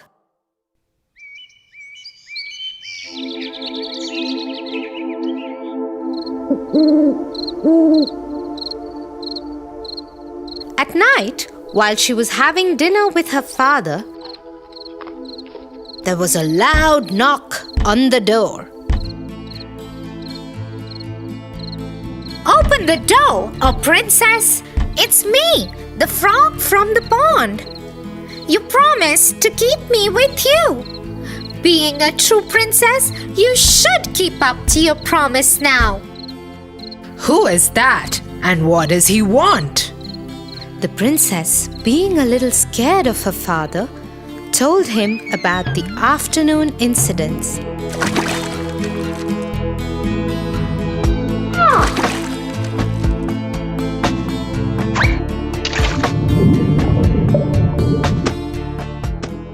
And how she broke her promise. You are a true princess, my love, and you should keep up to your promise, no matter what. Feeling helpless, the princess opened the door and let the frog enter. He hopped on to the seat next to her and asked her to let him eat from her plate. The frog ate till his tummy was full. But the princess couldn't eat a single bite, thinking about the slimy frog eating from her plate. Then the frog asked her to carry him to her bedroom and let him sleep in her bed. Unwillingly, she picked him up in her hands and went upstairs. The frog jumped on her bed and snuggled cozily in her huge, soft bed.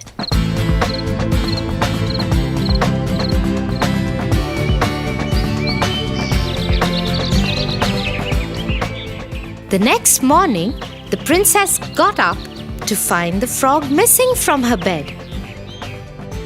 Happily, she hopped from her bed, thinking that the ordeal was over.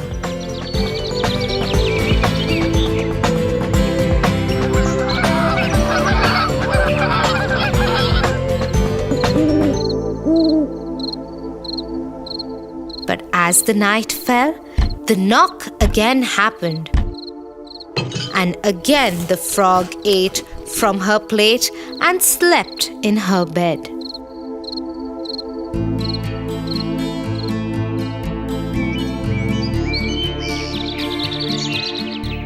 Feeling sad about sharing her food and bed, she went to her father and asked him if she could stop now. The king again told her that a promise was a promise and cannot be broken.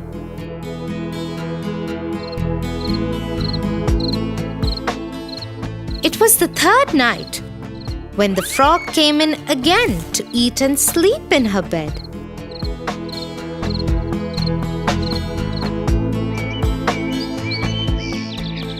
But the next morning, the princess was astonished to see that the frog was not in her bed.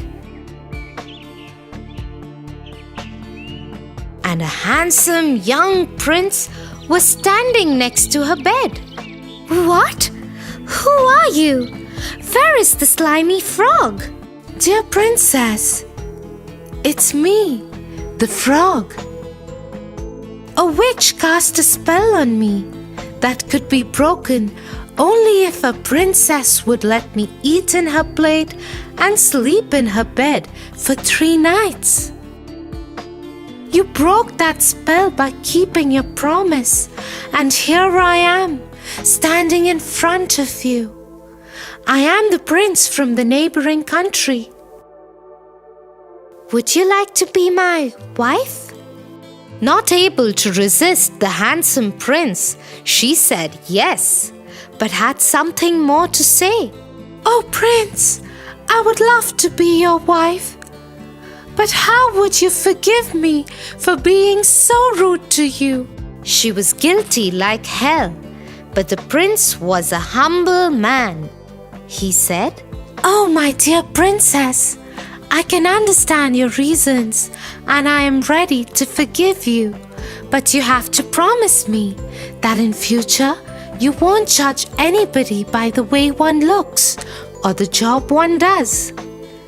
Everyone is equal, and that's how they should be treated, equally. Saying this, the prince took her in his arms and decided to take her to his kingdom, where they lived happily ever after. Oh, Tia, you are right. We should always keep our promises and help people in need. Thanks for the lovely moral story. Come, Tofu, let's go and play some games now.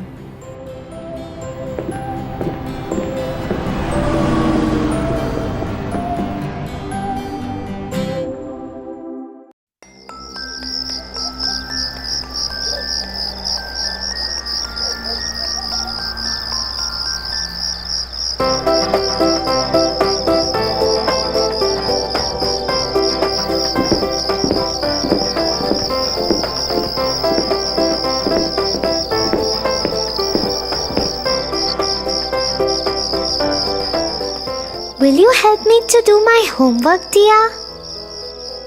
Tofu, it's dinner time and you haven't completed your homework yet? I hope you know that your teacher will be really angry. I will do it after this cartoon, Tia. But please help me so that I can finish it fast. You have been watching TV all day. You should get up and do your homework first. My hand has been hurting since morning. I'm giving it some rest. Also, dear sister, will you please get my bag and pencil box from the room? Excuses and more excuses. He should know his priorities right.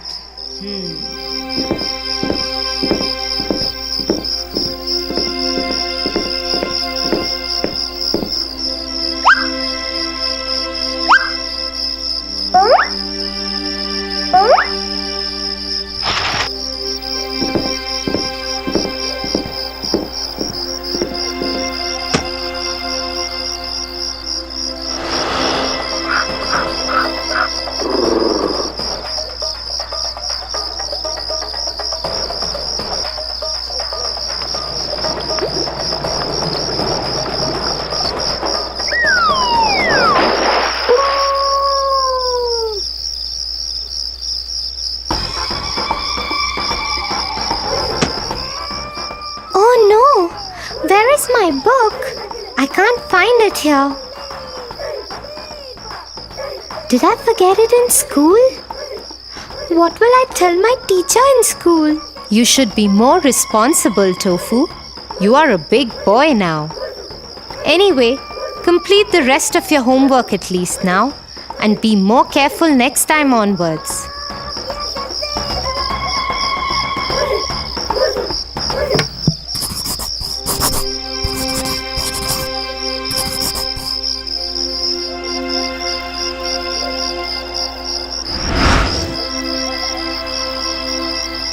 So, Tofu, let me tell you a story.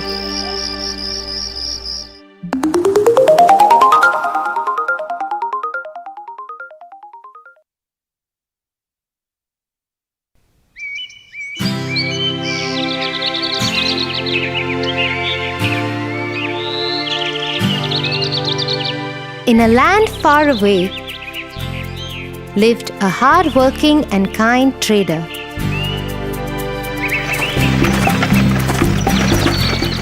Mostly he traded in salt.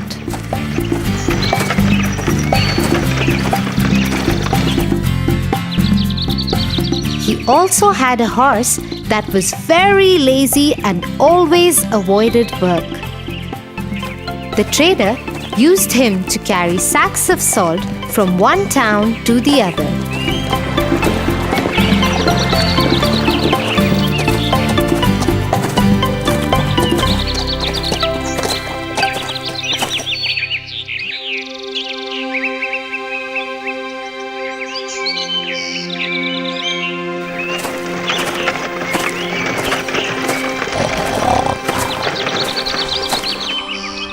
Here, let me load these sacks up and let's go to the town across the river to sell this salt.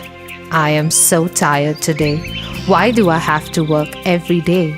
I wish I could sleep throughout the day. But no, I have to carry these loads of salt and move.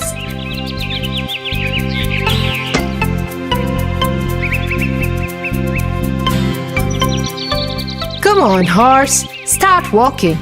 Cross that bridge. Until then, I'll pack some food for myself.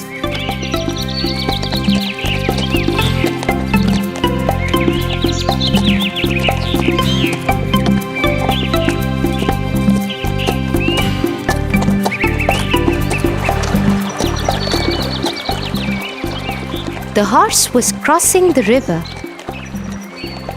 Suddenly, he slipped and fell into the water.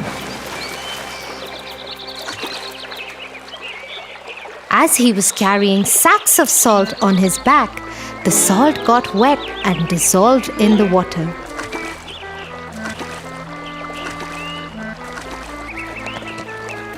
So when the horse got up, the sacks on his back were lighter.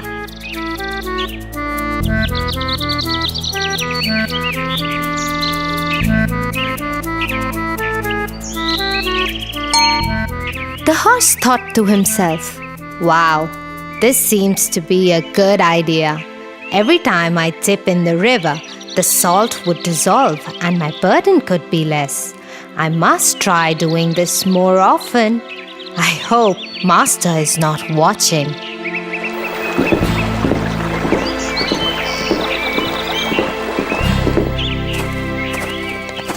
When the master reached the town to sell the salt, it weighed just half of what he loaded.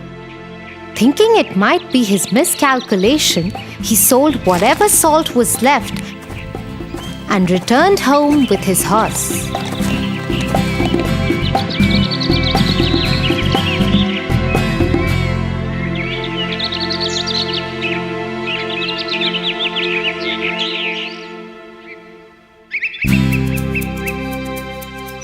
The next morning, he again loaded his horse with the sacks of salt and started to pack his food.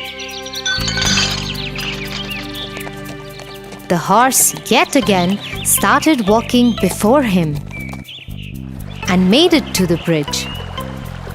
I must try the dipping trick again before Master reaches here.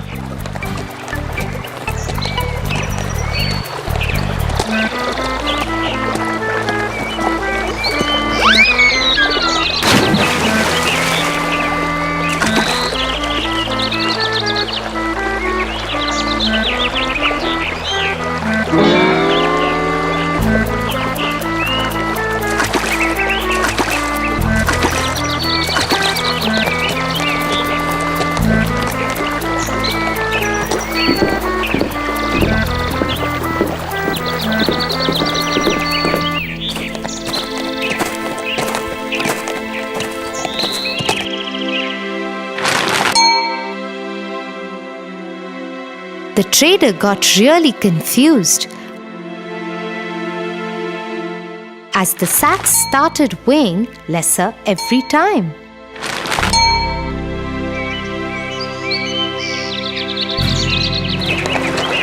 The horse purposely started slipping into the water every day so that the sacks became lighter.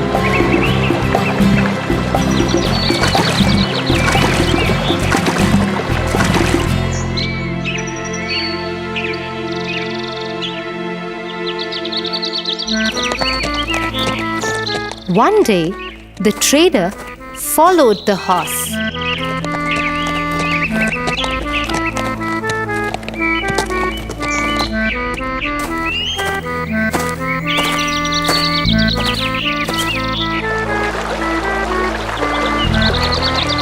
And hid in the bushes.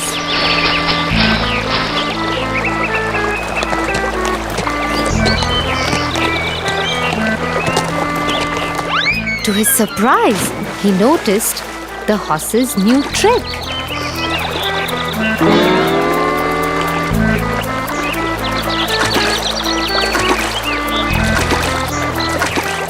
Oh, that's so cunning.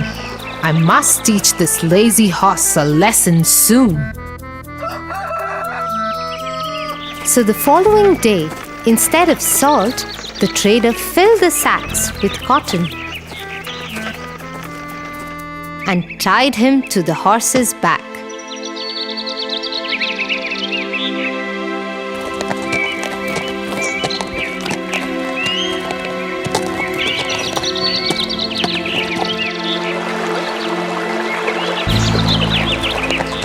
Out of his new habit, the horse purposely fell into the river.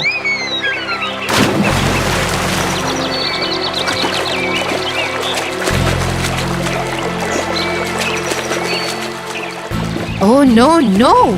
What is happening today? What is going wrong? How are these sacks getting heavier? Oh, my back hurts! What? This time, as the sacks were filled with cotton, it soaked water and became heavier. The horse dipped again and again in water, thinking to drain the salt off somehow, but all went in vain. He somehow managed to get up and cross the bridge.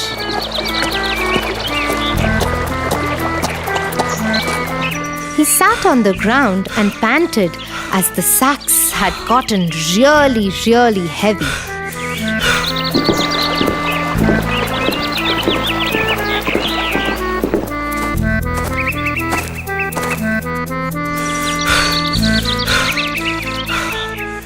The trader laughed at him and said, Horse, I am your master.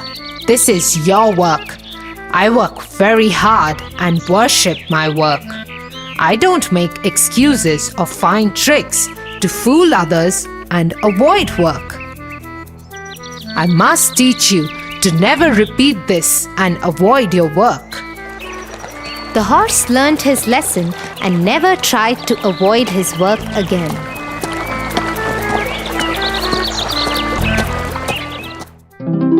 What a wise trader! Right, Tofu? He taught the lazy horse a good lesson. Come, let me give you the big bitter medicine for your hand. But hey, I can see it's totally fine now. Maybe you have forgotten about the pain. Tia, I never had any pain. I just wanted to sit and watch cartoons. I was the lazy horse today. I am sorry, Tia. I'm really worried about my teacher scolding me tomorrow.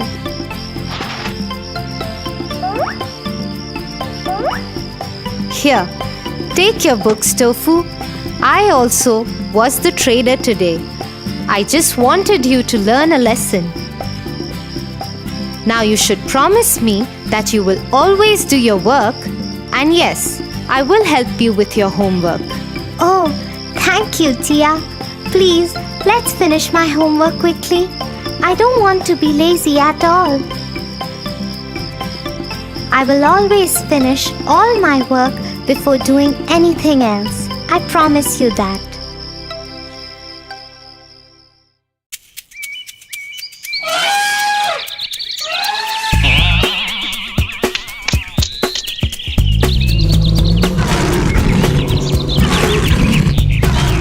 Look, that's a wolf out there. He looks so big and cunning. Yeah, Tofu. Wolves are known to be clever and cunning. My childhood memories with wolves are quite interesting, especially the story of the wolf and the 7 little goats. The wolf and the 7 little goats? Wow! I haven't heard that one. Tell me the story, Tia.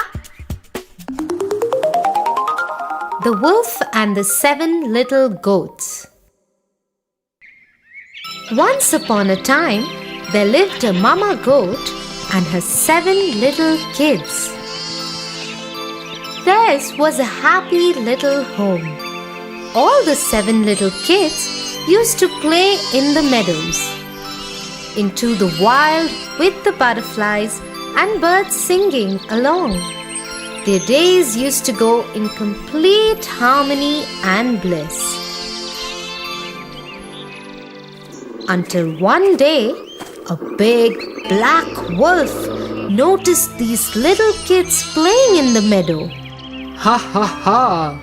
Such an easy treat they are for me. I haven't eaten since ages. I'm sure these would make delicious lamb chops for my dinner tonight. He waited for the moment when the mother goat would leave her kids alone, patiently hiding in the bushes. Children, I'm going to the market to buy bread and cookies for you. I'll be back by evening. Just make sure you remain conscious of this big bad wolf. But Mommy, how would we know if it's not you? The wretched wolf can easily be recognized with his hoarse voice and black feet. Don't open the door, or else you little ones would get into danger. Don't worry, Mommy. We would take care of ourselves. The mother goat went off to the market and the kids made doubly sure with the locks on the door. After making sure that they are safe in their little home, off they went to play when suddenly there was a knock on the door. Hello, my children. Open the door. Your mother is back. Hearing the voice, the youngest one scampered to the door. Mommy, she's back. In no time, the eldest one ran to catch his little sibling. No, it's not our Mommy. She hasn't got such a rough voice. And then, looking at the door, the eldest kid shouted back saying, Go away, you big bad wolf. Our mother doesn't have such a hoarse voice. Hearing this, the wolf got annoyed and ran to get a box of chalk, as he had heard that this would make his voice as soft as that of a baby. But kids, you shouldn't do this at any cost, as this would only make your tummy ache badly. So off he went and gulped off the whole box of chalk. Knocking on the door again, he said, Hello, kids. Your mother is back. Look what I have got for you. Cookies, breads, and ginger ale. Oh, that sounds like our mother. Should we open the door now? But look down there. Our mother has not got black feet. This is surely the wolf. Go away, you big bad wolf. Our mother has not got black feet, but beautiful white feet. Hearing this, the wolf ran to the miller and jumped into the mountain of white dough. He was all white from head to toe. Running back to the house, he knocked again and said, Kids, your mother is back. Open the door. That sounds like a mother, and also the feet are white. We should open the door now. Not knowing what danger awaits them, all the kids ran to the door and opened it. But just to see who was standing there.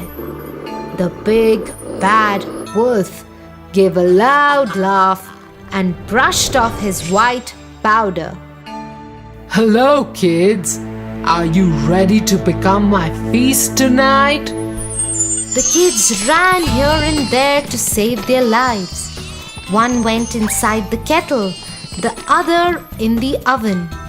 One looked for a place under the bed, and the other tried saving itself by hiding in the pot. The youngest one was so tiny that he managed to hide himself inside the clock case. The wolf, having no mercy, started taking them out from their hidings.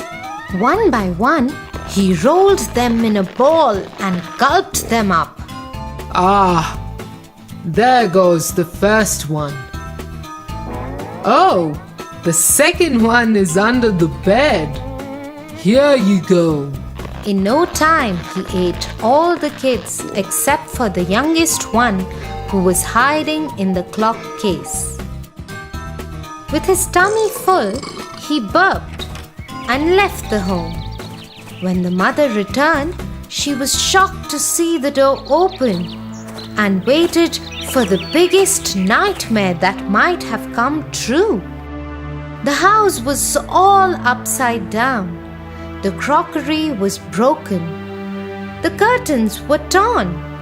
The chair was broken, and the kids were nowhere to be found.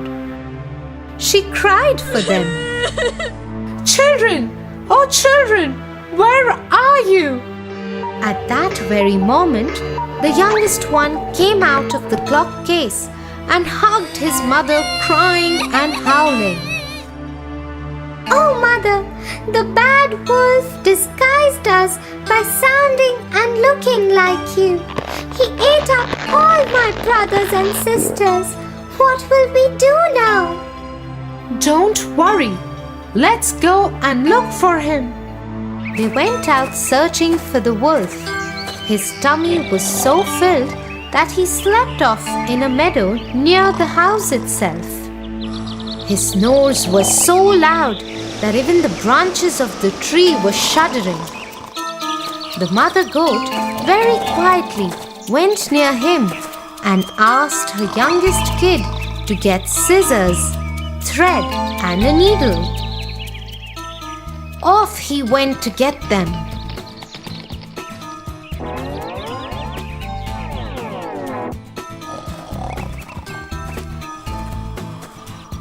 The mother goat very quietly slit open his tummy and took out all her kids from his tummy. They then filled up his tummy with stones as big as balls, and then she stitched the tummy with the thread and the needle. The wolf had such a huge feast after so long, and he slept all night. In the morning when he got up, he was so thirsty that he tried running to the well, but his belly was so heavy that he could hardly walk. He picked up his belly and managed to reach the well. But the moment he bent down to drink water, he couldn't handle the weight and fell in the well.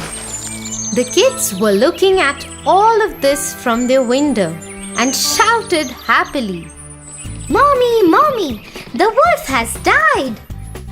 Now we can play freely outside without any fear.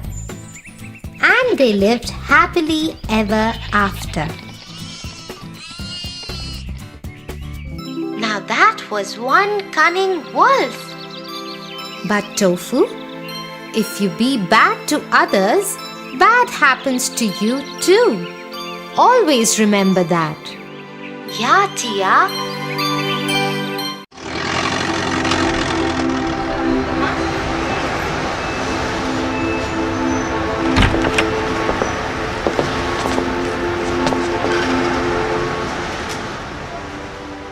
Look at that man, Tia. He looks so scary. I wouldn't want to be around him. That is not a nice thing to say, Tofu. Just because he scares you doesn't mean he's not kind and caring. Let me tell you a story of the Beauty and the Beast.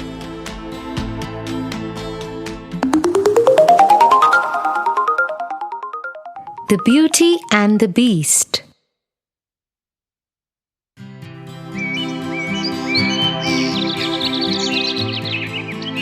Belle lived in a village with her father Morris, who was an inventor. One morning, as she was returning from the market, a hunter named Gaston stopped her. Gaston was an arrogant young man. Everybody in the village knew he always got what he wanted.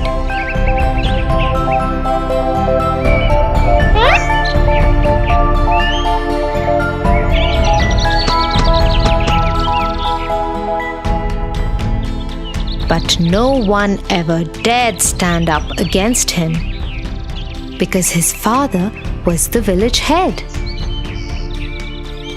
The only person who paid no attention to Gaston was Belle. But Gaston was obsessed with her and wanted to marry her. Belle, let me walk you home. Oh, Gaston, no, thank you. I can go home myself. I insist. I have to talk to your father about something important too. Belle continued walking, ignoring Gaston, who started walking with her.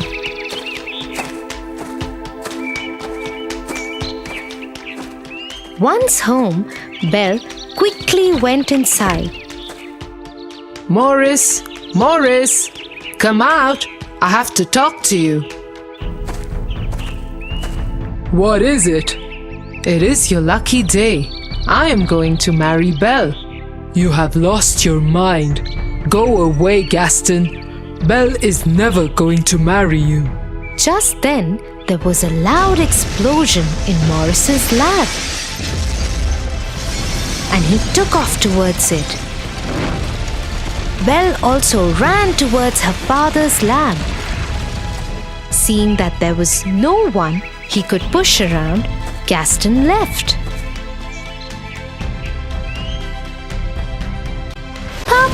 Papa, are you all right? I have done it, Belle. My experiment was successful. I am leaving for the fair in the nearby village immediately. You will see, my child. People are going to love this. And so Morris leapt on his horse Philip and rode off.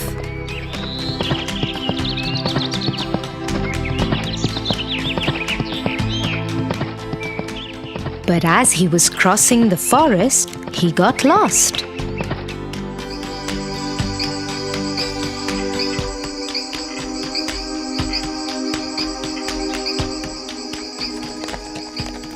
After a few hours, Philip and he landed in front of a huge, lonely castle.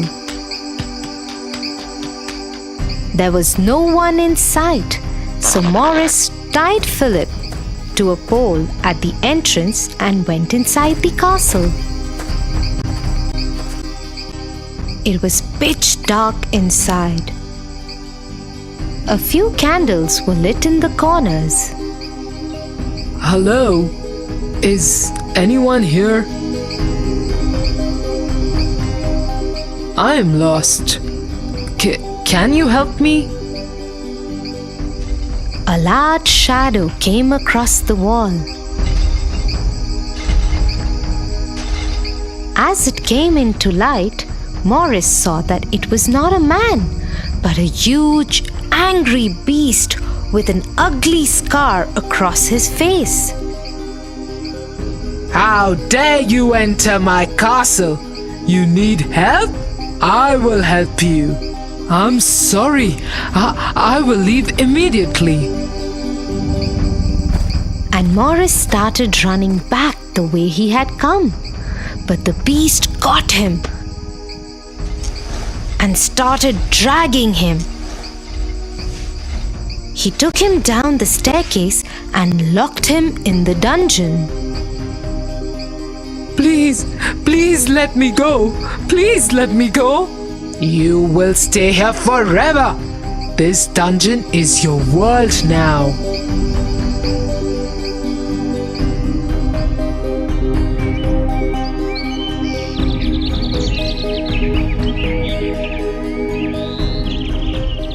A whole day had passed and Morris hadn't returned. Belle got worried and decided to go to the nearby village to look for her father.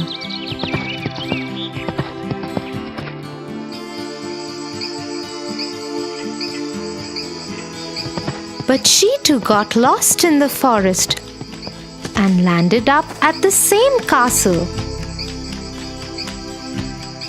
Philip was still there, tied to the pole. Belle decided to go inside, just in case her father was there. Hello?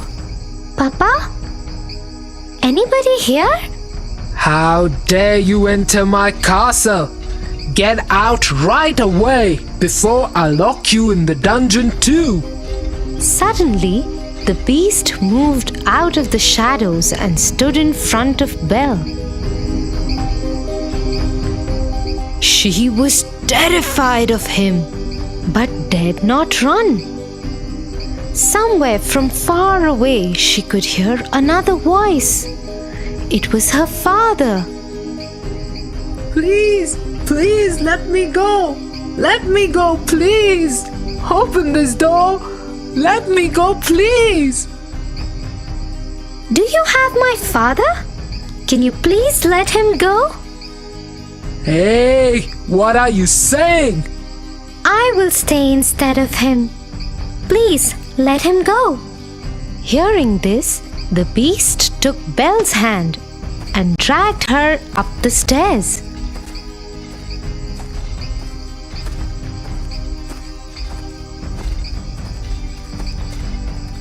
He led her into a huge room. So be it. Your father is free, and you shall be my prisoner forever. And so it was.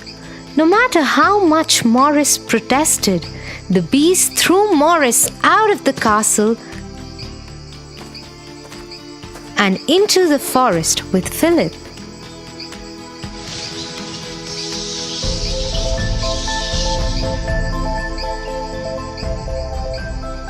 When dinner time came, Belle did not join the beast for dinner. Instead, she stayed in her room crying. The beast entered her room and said, If you are going to stay in this castle, you have to follow its rules. You are expected at dinner. Don't you dare miss it next time. You are a monster. You didn't even let me see my father one last time. Go away. I hate you. Seeing Belle heartbroken, the beast felt bad. He pulled out a hand mirror from his coat and gave it to her. In the mirror, she would be able to see whomever she wanted to see at that moment. Belle looked into the mirror and saw her father finally leaving from the castle and riding into the forest. But to her horror, she saw he and Philip had suddenly been attacked by a pack of wolves. She gave out a loud cry and ran downstairs out of the castle gates and towards her father. Soon, she found herself and her father Morris surrounded by ferocious wolves. Just as the wolves were about to attack Belle, a large paw grabbed one of them by the neck and threw it away. The wolves now turned on the beast, who had decided to follow Belle and help her save her father.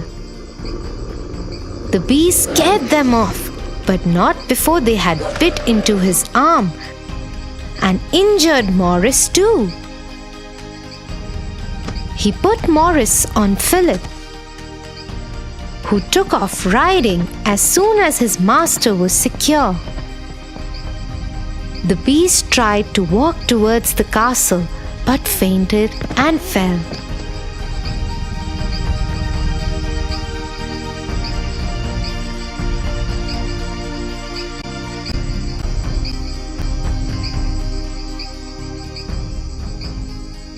He woke up 2 days later to find Belle sitting by his bedside in his room. The wounds on the arm had been bandaged. You didn't go? You are awake. I hope you're feeling better. Thank you for saving our lives. Over the next few days, Belle nursed the beast back to health.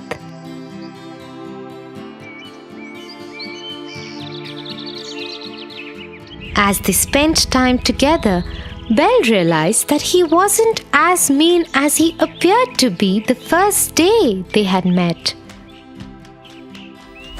In turn, the beast learned to change his ways and became gentler and kinder.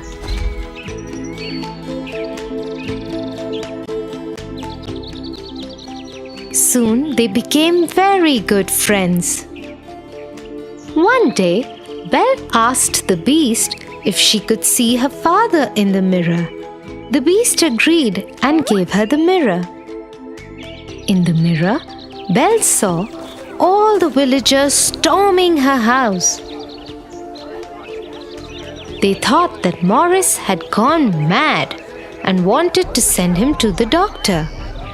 Nobody believed him when he kept insisting that Belle had been kept as a prisoner by a beast. Worried about her father, Belle requested if she could go to the village for a day just to save her father. And though the beast knew that she might never return, he agreed. Go, but take this mirror with you. In case you ever want to see me.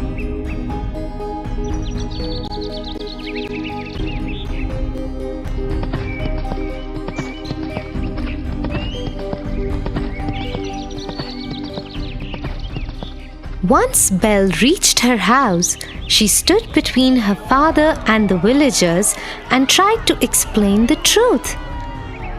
But the angry mob, led by Gaston, who wanted revenge from Morris and Belle for turning his wedding proposal down, wouldn't listen. Gaston grabbed Belle's hand and tried to get her out of the way. As she struggled to free herself, the beast's mirror fell out of her pocket. In it was the beast, looking right at them all. Goodness! She's shown the beast the way to the village. We must go and kill him before he comes here. The angry mob started marching towards the castle with fire torches and swords. They left behind Morris and Belle locked up in their house. Soon they stormed the castle gates. Gaston went upstairs and challenged the beast to a fight. But the beast had had a change of heart. He did not wish to fight. So he came out of the balcony unarmed and tried to talk to the villagers.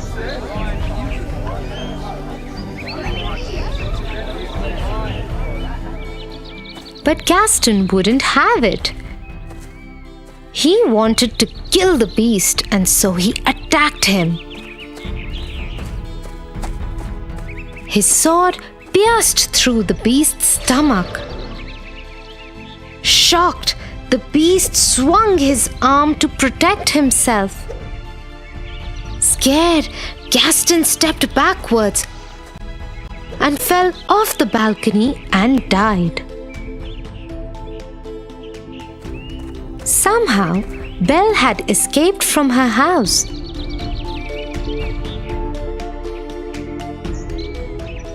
And reached the balcony just as the beast fell on the floor. I love you, Belle. I love you too. Please don't go. Suddenly, the castle lit up with thousands of candles as Belle still lay crying by the beast. He turned into a handsome young prince.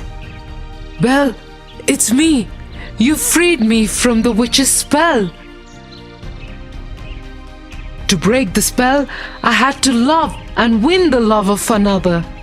You loved me even though I was a beast. You saved me, Belle. You saved me. It really is you? As they hugged each other, they saw the rest of the castle and the forest bloom with beautiful trees and flowers. So you see, Tofu, you should never judge people by the way they look. I'm sorry, Tia. I will always remember this now.